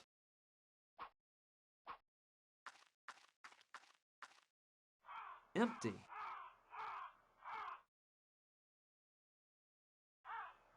There are probably some explosives left in there.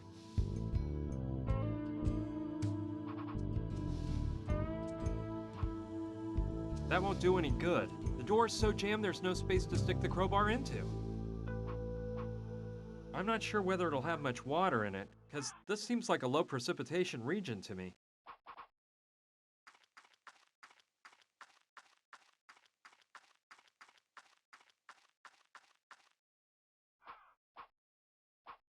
It's an old freight car. Let's see what's inside. Yuck! Ugh! It doesn't smell very good in here. It's chock full of screws. I think it's one of the ones they used to build the train tracks.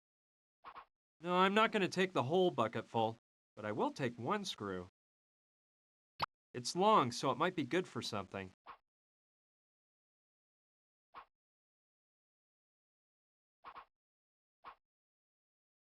Just a bunch of useless thingamajigs.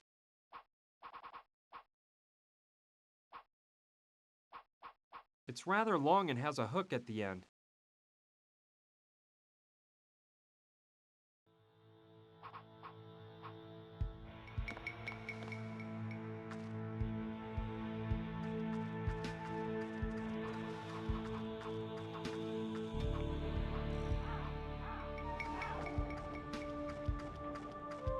Wow! An oil well! It seems pretty old. I bet it's been running for years. It's large, and the shadow it casts provides a little shade from the sun.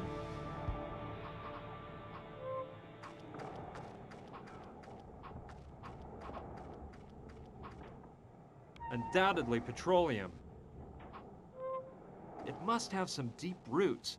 It's as dry as a bone out here in this godforsaken desert. I wonder how long it's been pumping away.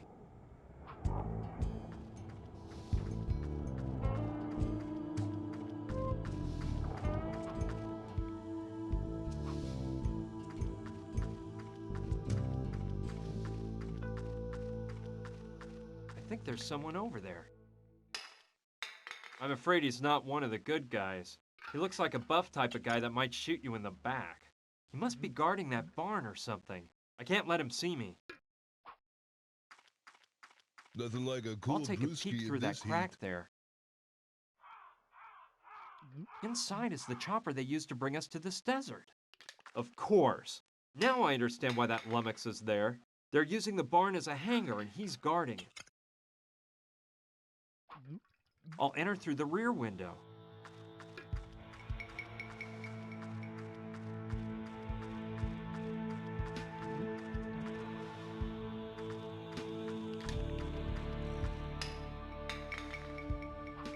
He shoots well.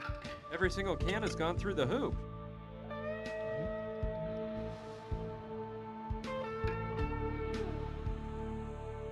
Good beer, I tell you.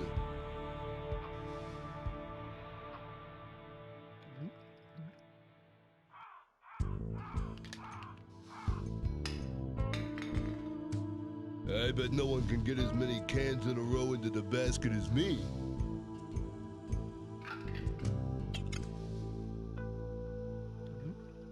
That won't work. Excellent choice. If what Carla told me about the effects of the pill being mixed with alcohol is right, this guy will go out like a light, fast. But it's impossible to do it without him noticing. I have to distract him somehow in order to stick the pill into the can behind his back.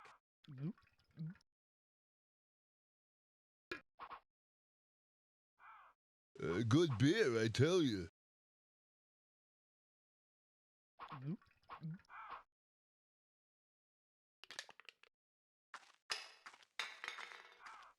Made it! No one could beat me at this sport. I bet no one can get as many cans in a row into the basket as me. Made it!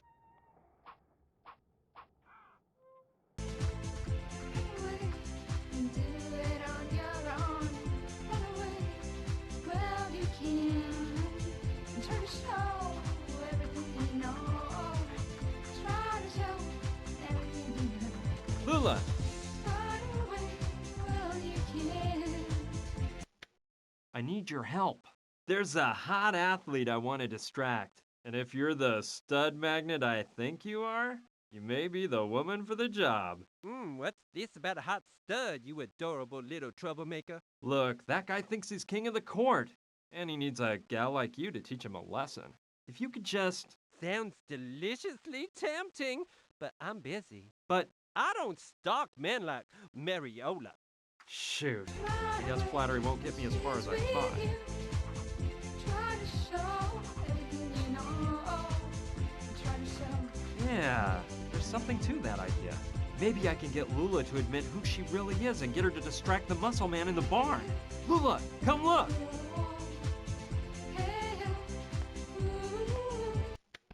Hey, big boy, I didn't know you liked sports. Hmm? Where did you get that basketball? Throw it to Lula.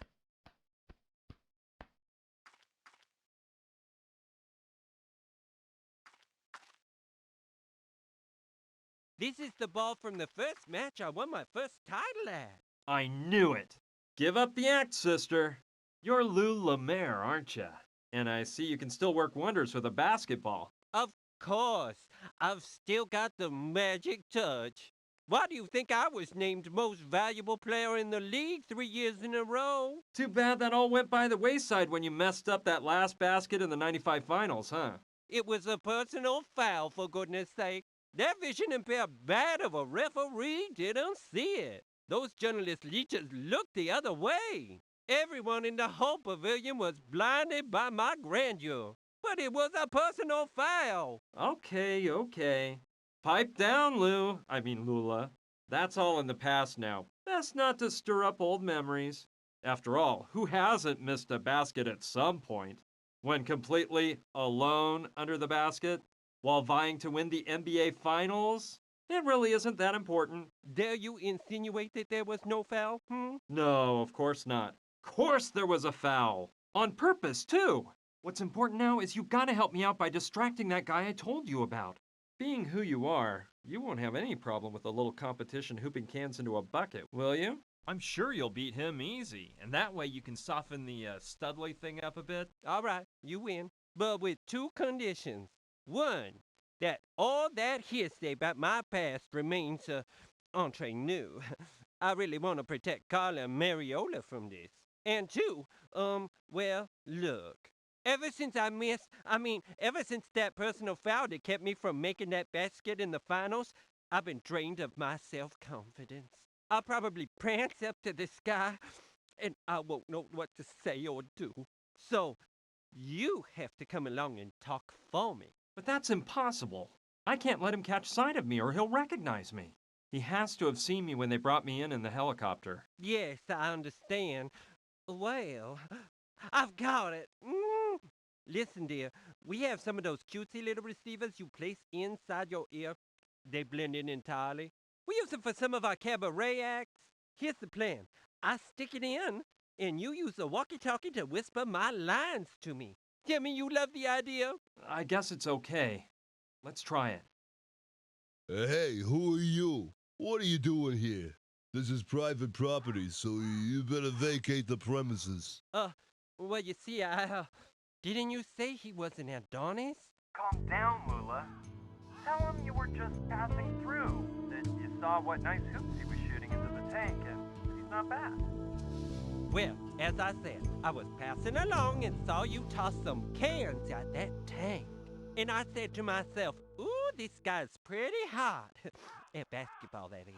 Pretty hot? Very hot, you mean? I don't think you'll come across anyone that can shoot hoops like me. Tell him you're not so bad yourself, and challenge him to throw from further away. That way, he'll get out of the way, and I can come right on in. Well, to tell you the truth, hot stuff, I can shoot baskets just as well as you can. And from even further away. Yeah, right. You must be joking, aren't you? You don't really think you can beat me? Follow me if you dare, and I'll show you. I shouldn't leave my post, but Rocco Wallace is always willing to take on a challenge. I'll laugh my head off teaching this ditz a lesson. Anyway, I see there are quite a few empty cans around here. Yeah. How about that? I have to admit you ain't bad, but I can do better. I have to take advantage of this nice moment of privacy to do whatever I need to do. With my eyes shut.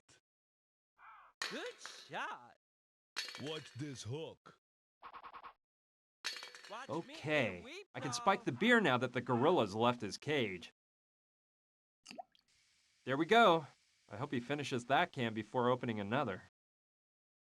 I think he's coming back.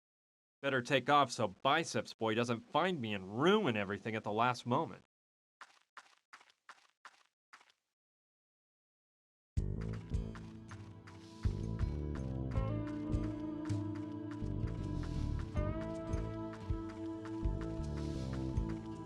Cross your fingers.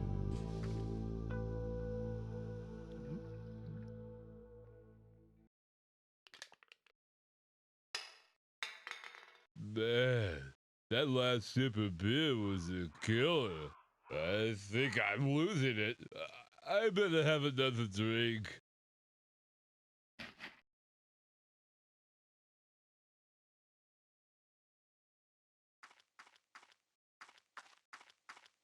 Congratulations, it worked! He is so tired he can barely move. Hey pal, what? Feeling drowsy, are we? What are you doing here, Pipsqueak? I don't know how you got out of the cabin, but as soon as I wake up, I'm gonna grind you into hamburger meat. Just wait for this dizzy spell to pass, and you're gonna get it. You're in no state to be threatening anyone, Mac. When you snap out of it, if you do, we'll be long gone. Okay, we can't waste a second. I'll go open the barn door. That chopper will get us all out of this dust bowl.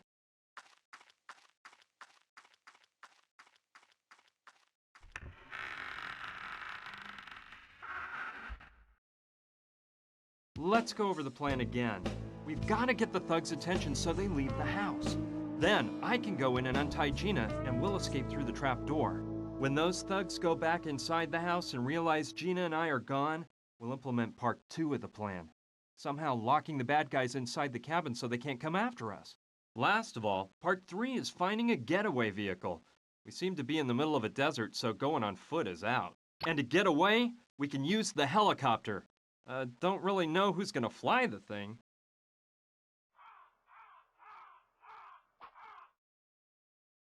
You better head straight for the Besides cabin the before helicopter, Gustav and I don't see Theodore anything else I realize could you be ran interested away, in. weakling.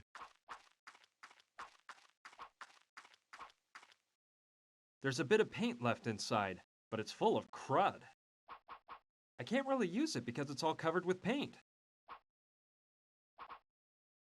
Don't even think about touching the helicopter, or you'll regret it. Yum, peanut butter. All right, maybe it will be useful at some point. I'd better carry it with the lid on. Yeah, keep that jar away from me. It's dangerous. Dangerous? This mere little glass jar? And here I thought you were a tough guy. It's not the jar that's dangerous. It's the wild ants in this area. Ants? Yeah, they go berserk over peanut butter. Listen, you're worse off than I thought. Think whatever you like, moron. See that wood left over behind there? It was a nice old rocking chair. A few days ago, I left a jar of peanut butter open on it. And when I came back a few hours later, the rocking chair was just as you see it now, with 1,000,000 ants all over it. Yeah, whatever you say.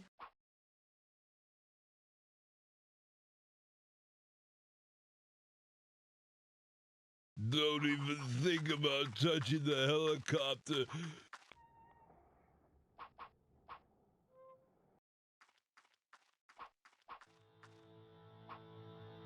Just a bunch of old tires. It's quite an antique. It seems to be standing the test of time.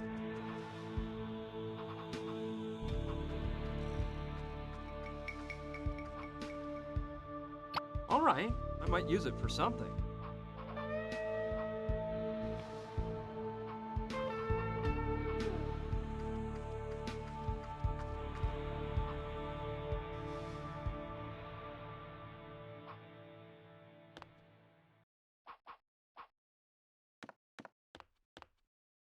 One is closed and the others are empty. I don't know. They must have tar or something like that inside. I don't need those barrels.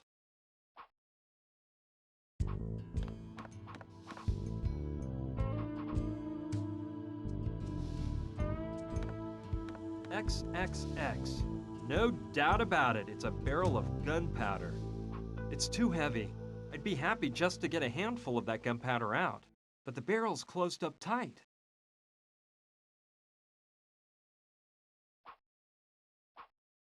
Yeah, I think the top of the screw might fit right into the opening on the peg.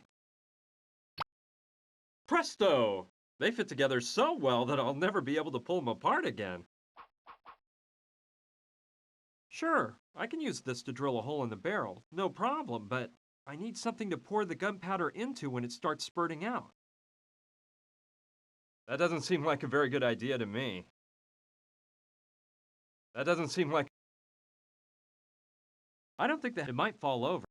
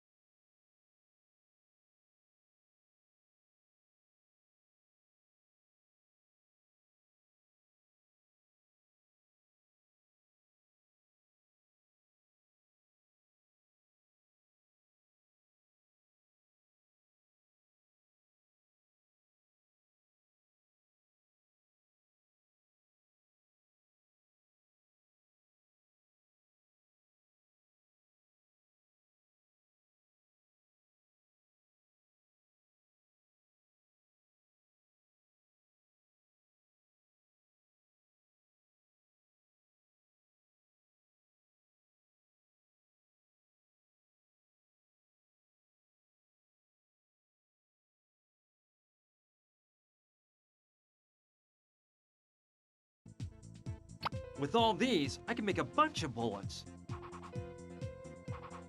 All right, with all this lipstick, I can make 100 pursefuls of bullets. Ready. There was just enough gunpowder to fill up all the lipstick holders. All right, I'll fill up the bullet belt. They just slide in. Huh, what a coincidence. There's exactly the same number of bullets as empty slots.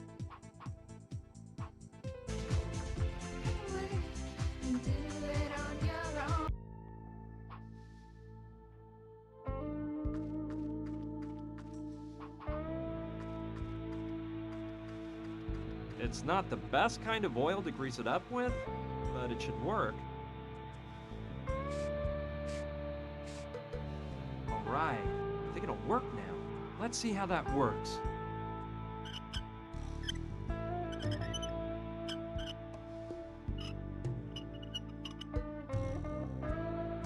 Perfect.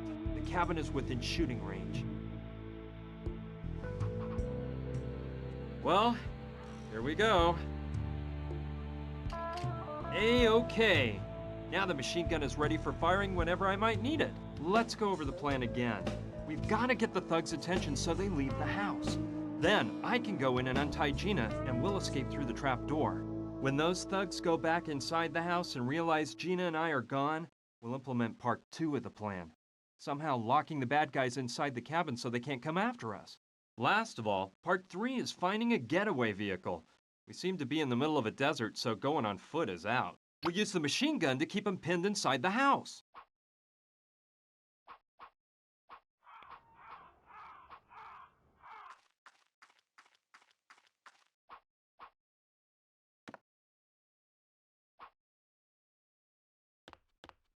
This barrel here is the only one that's closed. Let's see if I can get it open. I wonder what's inside. Peanuts! I wonder how long they've been in the barrel. Why would I want to fill the jar with peanuts?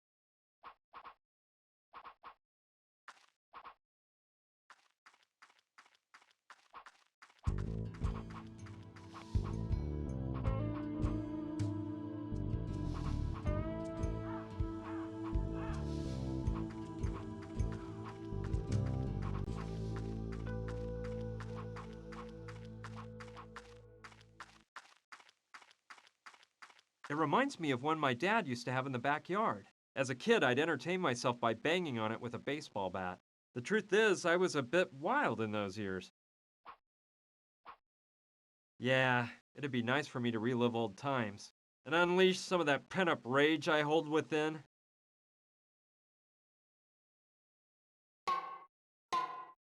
It's very therapeutic, I assure you.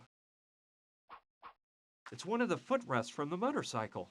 It fell off when I hit it with the crowbar. I may be needing this.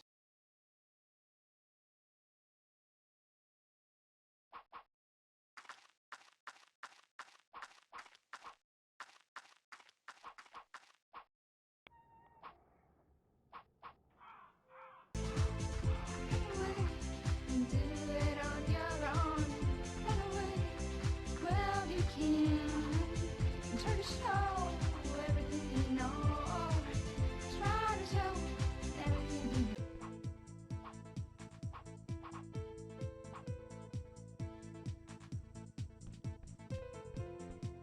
Yeah, I think they'll fit together somehow.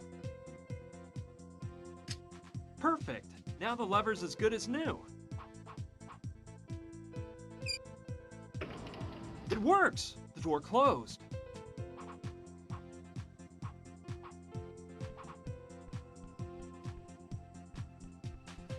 Let's see what's inside. A key. I bet I know what it's for.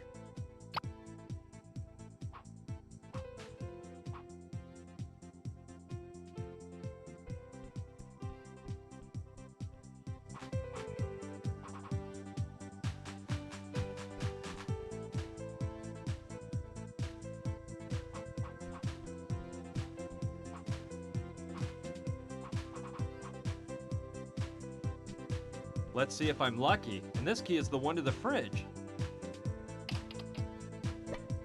Well, let's see what we've got here. I'll grab the butter. Looks like Carla didn't even notice, but I locked the door again just in case.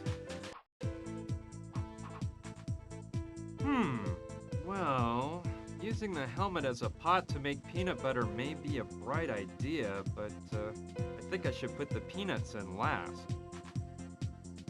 Yeah, I can use the helmet as a pot to melt the butter. Okay, I'll put the peanuts in. Great, now all I have to do is heat it up so everything melts together nice and smooth. And ta-da! I'll have whipped up a lovely batch of peanut butter.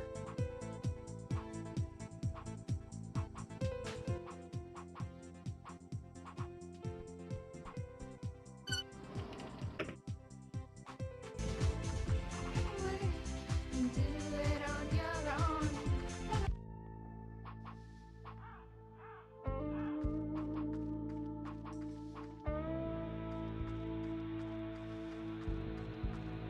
The idea of going back in there doesn't amuse me at all, but I guess I have to.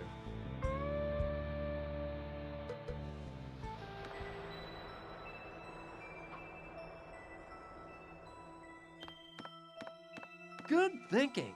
With the sun beating down on the freezer lid, it must be hot enough to fry an egg. Perfect for making that tasty peanut butter. Let's leave it on the burner a bit longer so that it melts into a smooth cream. I can use the spatula from the jar of real peanut butter to stir the mixture.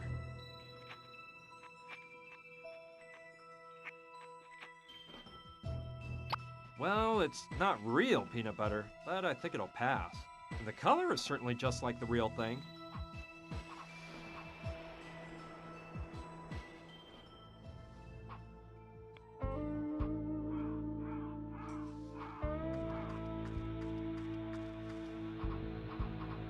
I wonder what kind of ants inhabit this area. Well, it seems like a harebrained scheme, but why not? Can't hurt to try. Let's see.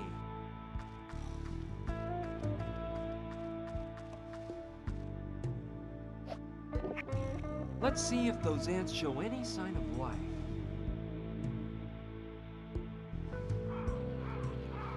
Jeez! Unbelievable!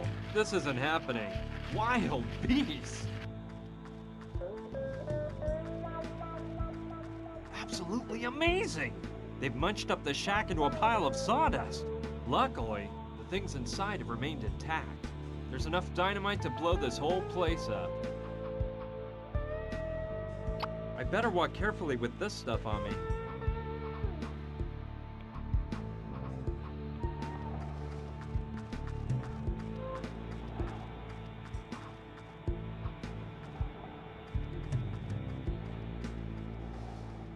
Fine plan.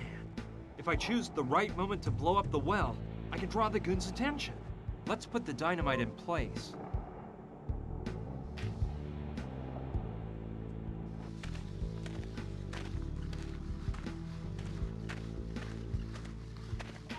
The detonator goes behind this rock, which is perfect for protecting me from the blast. Let's go over the plan again. We've got to get the thugs' attention so they leave the house. Then I can go in and untie Gina, and we'll escape through the trap door. When those thugs go back inside the house and realize Gina and I are gone, we'll implement part 2 of the plan. Somehow locking the bad guys inside the cabin so they can't come after us. Last of all, part 3 is finding a getaway vehicle. We seem to be in the middle of a desert, so going on foot is out. We'll grab their attention by blowing up the oil well at just the right time. Everything is ready then. I'll go talk with the girls and put the plan in motion. Girls, listen to me. I've got something important to tell you. I have some good news and some bad news. Which do you want to hear first? Oh, dear boy, start with the good news, please. I've cooked up the perfect plan to set Gina free and get us all out of here. I'll need a bit of cooperation on your behalf, but it'll be easy, so don't worry. So what about that bad news, darling? Well, let's see. Do any of you know how to fly a helicopter? A helicopter? A helicopter? Calm down, girls. It's no problem. Sergeant Hewitt reporting, sir. Reconnaissance pilot from the Bravo Division, sir. Windward Regiment, 2nd Battalion, Charlie, United States Marines, sir. You're a Marine? Oh, that's awesome, Carla. I would have never guessed. Very well then, there's no time to waste. Go get your things and take them to the chopper. Then I'll explain the details of the plan and tell each of you what your mission is. Oh, and one more thing. Remember that we're flying out on a helicopter that doesn't hold all the stuff you've got in the bus. Please, just take what you need. Oh, good thing you brought just the essentials. And hey, you don't expect us to be taking the bodybuilder along too, do you? He's really a nice boy, Brian. He just needs someone to set him on the right path. Us girls will take care of that. The poor guy just needs a chance in life. We'll give him just what he deserves. Okay, whatever you gals want. The important thing is this. Listen. First, we're going to cause an explosion in that oil well to distract the one-eyed guy and his sidekick. You're in charge of that, Mariola. Don't worry, it'll be simple. I've got it all planned out. You just have to activate the detonator and run to the helicopter, okay? And how will I know when to push the button? We'll use radio transmitters. You'll each be wearing one, and I'll give you instructions over the walkie-talkie. Lula, are there enough transmitters? Yes, sweetie pie. No problem. There are more than enough. Perfect, then. Lula, we'll be taking advantage of your excellent marksmanship, so use the machine gun I set up for you in the airplane graveyard. It's got a great clear shot to the cabin. If the plan goes off without a hitch, the oil well will blow up and those thugs will run out of the cabin to find out what happened, which is when I slip in and free Gina. All right, when the thugs go back inside, you'll start to shoot at the cabin to keep them from running after us, since they'll have realized that Gina's gone. Understood? Understood? It's gonna be so much fun to slaughter those pigs, but when do I make a run for the helicopter? Let's see, you'll still be too far from here, and you've got to give us cover while we retreat. Mariola, Gina, and I will be on board the helicopter. We'll take off and go pick you up at the plane cemetery. Okay, but don't forget about me. Calm down, nobody's staying on land. Carla, you'll start up the engines as soon as Mariola gets back from the oil well, okay? Yoo-hoo, Carla! Huh? Oh yeah, sorry. I was just going over this flight manual. Flight manual? Carla, are you sure you know how to fly this bird? Why, of course. I was just reviewing certain concepts. I've got more in-flight hours than a bald eagle. And just about the same hairdo, you old hag. Your insides are just eaten up with jealousy. Come on, girls, don't claw each other's eyes out. Carla, we have 100% faith in you. In our prayers, too. This is so exciting, girls. I feel like I'm on Charlie's Angels. Okay, enough talk. Everyone get in position. Good luck to everyone. And to myself.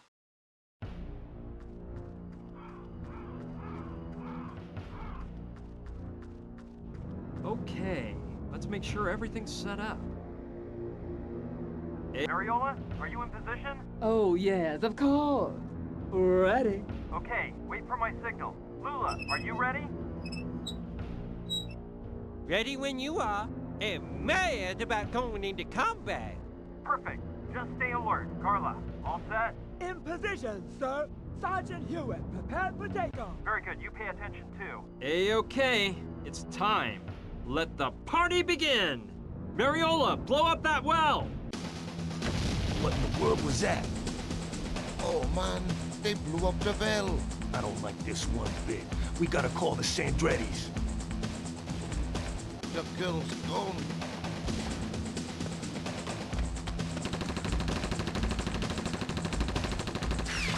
Take cover! We're being ambushed! That's impossible, crazy broad.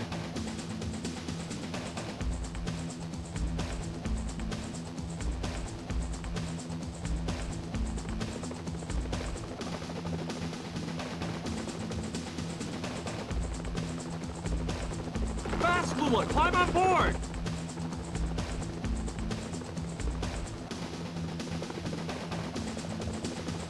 Oh, careful with that plane, Carla. Come on, Carla, get us out of here! Oh! Wait, what's the matter now? I broke a fingernail activating that damn detonator. What a getaway, huh? You can't deny it. It was amazing! The helicopter ride? Well, let's just say it was pretty intense. Carla hadn't piloted a plane for years, and I admit my palms were a bit sweaty. But the important thing is that she got us to the part of Arizona where the Hopi people live. We thought we'd find more information on the weird crucifix there. Fortunately, I got the crucifix back along with the rest of my stuff when I went into the cabin to save Gina. And luckily the girls had all their wardrobe with them so they could lend Gina and me some clothes. We knew it'd be great to put on clothing better adapted to the part of the desert we were headed for.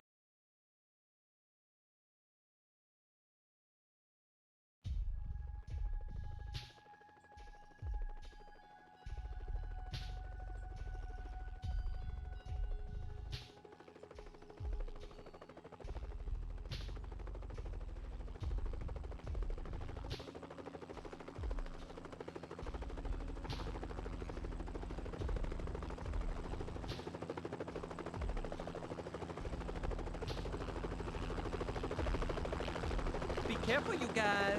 You gals, too. And thanks for everything. I can't stand goodbye. I always cry like a baby. I promise. We'll go see your show as soon as we have time. You better stick to that promise if you don't want to piss off a Marine, cutie. Goodbye. Goodbye. See you soon.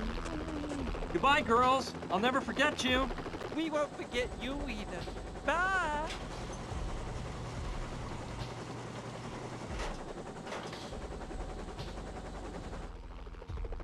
Well, we're on our own. You got a problem with that?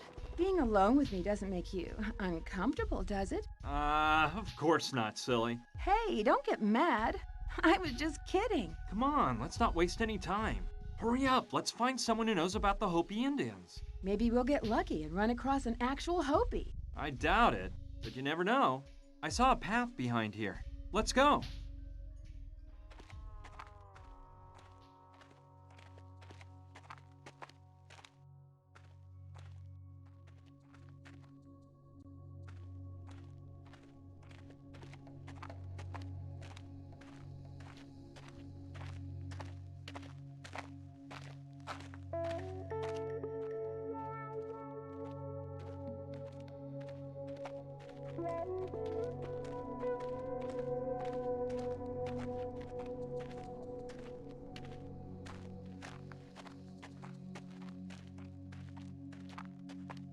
Wait, my bootlace came untied. I'll catch up with you. I'm gonna take a look from up there. Hey! Gina!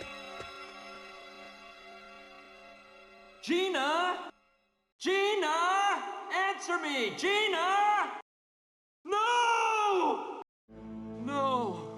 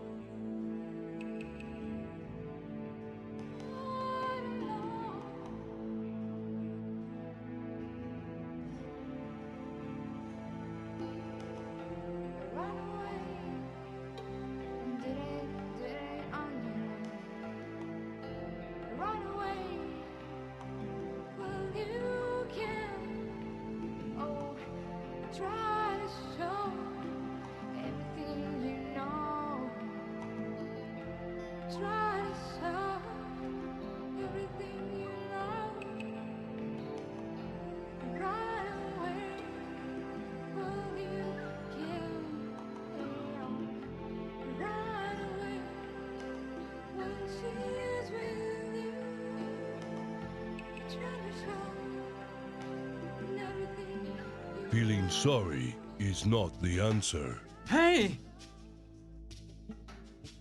Who are you? I didn't hear you come up.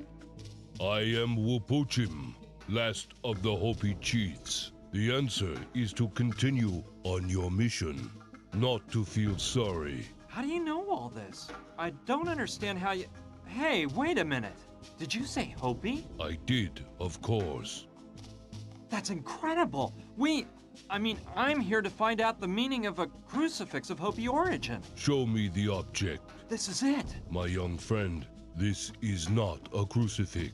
It is a sacred key. A key? But it's not shaped like a key. The way you are holding it in your hand. Press strongly on the upper part with your thumb. Oh.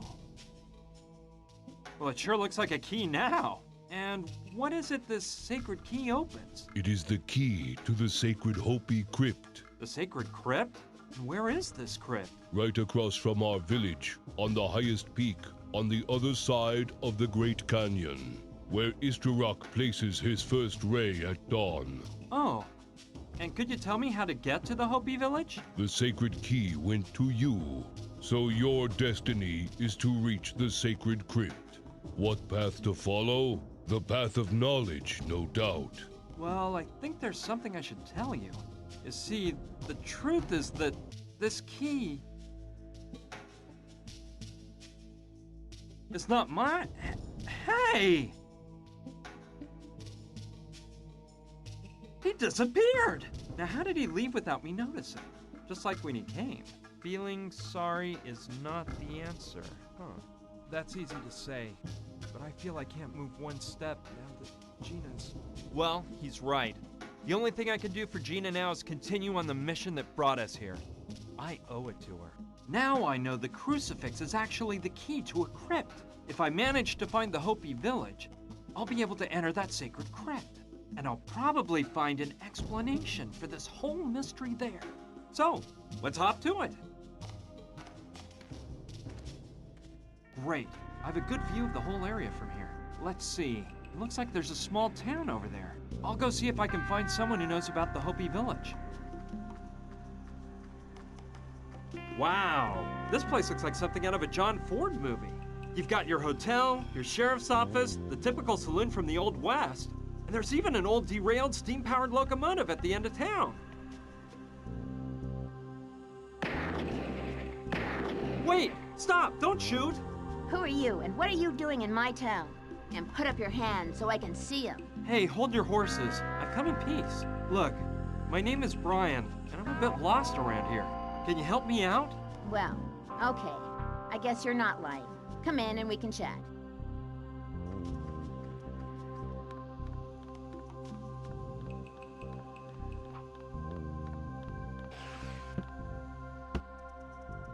So, you say you're lost, huh?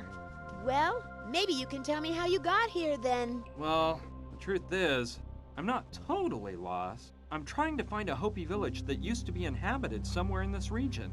I came into this town hoping to find information on its exact location. The Hopi village. Are you an archaeologist or something like that? No, I know nothing about archaeology. I need to find it for another reason. You don't look like an archaeologist, to tell you the truth. Though I suppose they don't all carry whips and wear hats. Oh, give it a rest, please. Do you know where that Hopi village is or not? This may sound strange, but the history of this town, Douglasville, is very closely related to the history of that Hopi village. Really? In what way? Please explain. Well, it's kind of a long story. Okay, well, here it goes. This village was founded by my great-grandfather, James Theodore Douglas. He was the owner of a gold mine nearby. And in the beginning, Douglasville was nothing more than a mining camp. But it grew bit by bit until turning into a flourishing town. Everyone was prosperous thanks to the huge profits of the mine. And my great-grandfather even got the railroad to run through Douglasville. However, something happened that tragically changed the town's fate. The mine and the mine shafts just kept growing and growing until one of them, the one with the largest vein of gold, bumped into something totally unexpected. The Hopi village. Really? So what happened? The inevitable. The Indians weren't willing to let white men ravage their lands. And J.T. Douglas wasn't the kind of man who would give up a fortune just because some Indians got in his way, so there was a bloodbath. It looked pretty bad for the Indians. They didn't have much to fight with, and a lot of them died. But then, something amazing changed everything. The Hopi tribe's medicine man came into Douglasville one morning at dawn, stood in the middle of town, and cast a terrible spell on it, the mine, and all the white men that might try to take over Hopi lands. They killed him on the spot, but not before the curse took effect. What do you mean by that? What happened? The mine inexplicably ran out of gold overnight, and not one more nugget of gold was ever taken out. The people in town started to catch a strange disease that the doctor couldn't cure. Whole families were driven out of Douglasville in fear, trying to get away from the curse. The final straw was when the train derailed. It went out of control through the town, destroying everything in its path. Its last obstacle was the Douglasville Bank, which it plowed into like a wild buffalo. As you might suspect, J.T. Douglas owned the bank, too. That's where he was sitting in his fancy red French armchair brought in straight from Paris when 50 tons of iron flattened him. Once my great-grandfather had died, the few people left in town were hot on their heels to get out of Douglasville, making it a ghost town. That's a fascinating story. And you say you're the great-granddaughter of this J.T. Douglas? Yes, I am. By the way, my name is Sushi Douglas. And this town is really mine. The deed to it has been passed down from generation to generation until reaching me. And I was the first person to use it a year and a half ago. I came here to live with 2 friends, Kevin and Rutger. But up to then, it was completely abandoned. The 3 of you live here alone? No way! Wow, Sushi, I can see you're really informed about the history of the region. So, I bet you can indicate the way to the remains of the Hopi village, right? Well, actually, I can't. The mine was sealed when all that stuff I told you about happened, and from the outside, I have absolutely no idea how to reach the Hopi village. So, do you think I could get to the Hopi village by going through the mine? If you knew the directions to follow through the mine shafts, you surely could. Do you know your way through the mine shafts to reach the Hopi village? Me? Not a chance. I've never gone into that old mine. I thought you might have an old map of the mine. No, I don't have any maps of it. Let me think. I guess that if a map exists, it would be in the town bank. Probably inside the safe. Do you really think the mine ran?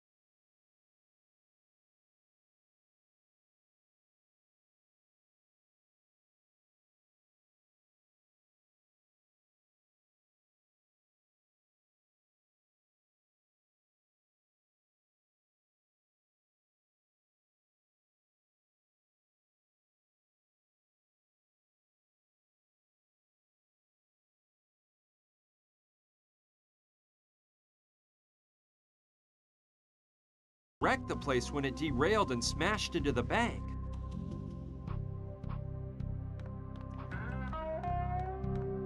I really don't see anything useful, though that metallic object could come in handy. Not a clue what this is, but it seems to be in pretty good shape despite years of sitting on that shelf. Okay, I'll take it. Whoa, this looks like a stapler. Quite rudimentary it is. Definitely a model from the 19th century. I'd better take the staples that were lying next to the stapler. They look similar to the rivets used by cobblers. It's really old. Probably stopped working a long time ago. It'd make for a lovely decorative antique if someone cleaned it up. It's open now. The drawer is slid out, but there's not a single penny.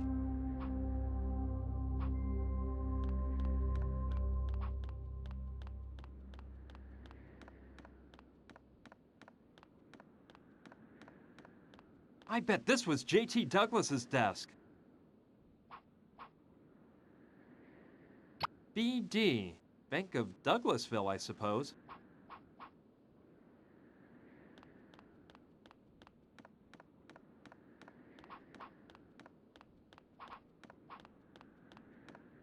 A big piece of the floor is missing.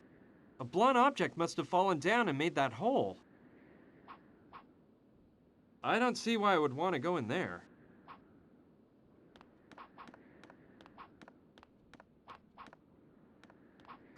I can't imagine the havoc that locomotive wreaked the day it derailed and annihilated everything in its path. Huh. Reminds me of a model I got for Christmas one year. Yep, it's almost exactly alike. There's the smokestack, and to the left is a spout where you fill the water tank, and further to the left is the whistle next to the engineer's cab.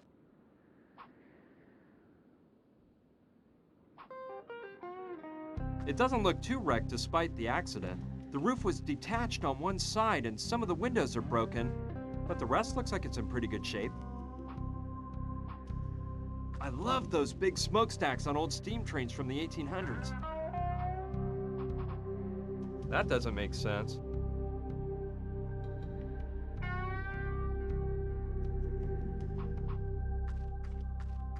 I could try to go in through the hole next to the broken part of the roof, but I'd almost rather go up to the side and enter through the window there.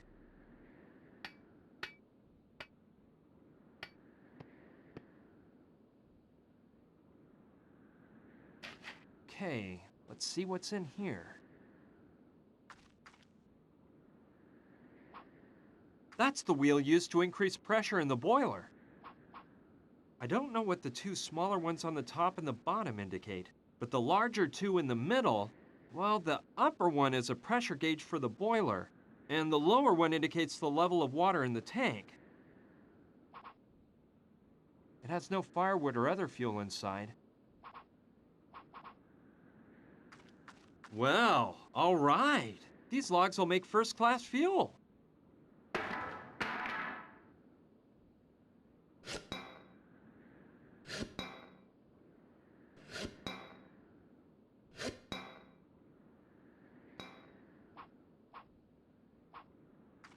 I think with one big leap, I can reach the window.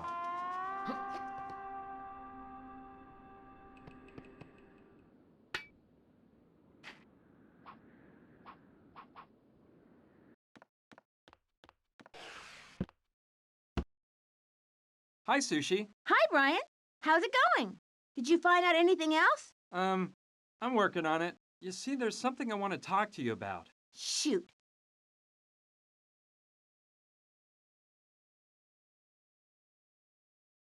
It's about the safe in the bank. What about it? I've been sifting around the ruins of the bank, and I didn't find it anywhere. Yeah, well, it wasn't on the upper floor. I believe it was in the basement of the bank. You know, to be on the safe side. The bad thing is, the way into the basement was completely blocked when the locomotive crashed into the building. Hey, there's a dead body inside of a cell in the sheriff's office. Yeah, it's been there for over a century.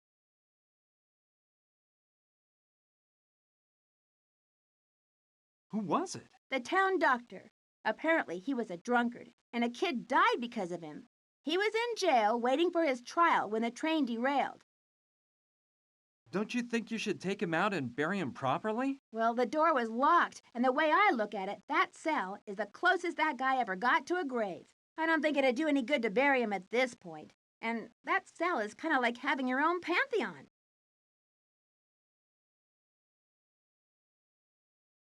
How could they let him die there in such a cruel way? The sheriff had a key to the cell, and he also died the day the train derailed. Legend has it, someone warned everyone that the train was speeding toward the town out of control with nobody at the helm. The sheriff rode out to where the train was and managed to climb into the driver's cab of the locomotive, but a stroke of bad luck made him fall into the boiler. The guy was burned up alive and failed to stop the train. And as I already told you, due to the derailment, everyone fled town, and nobody even thought about releasing the drunk doctor who had caused the death of a child. Back up a bit. Yes? I'm going to continue on my search. Thanks for all your help, Sushi. See you later. See ya! And good luck.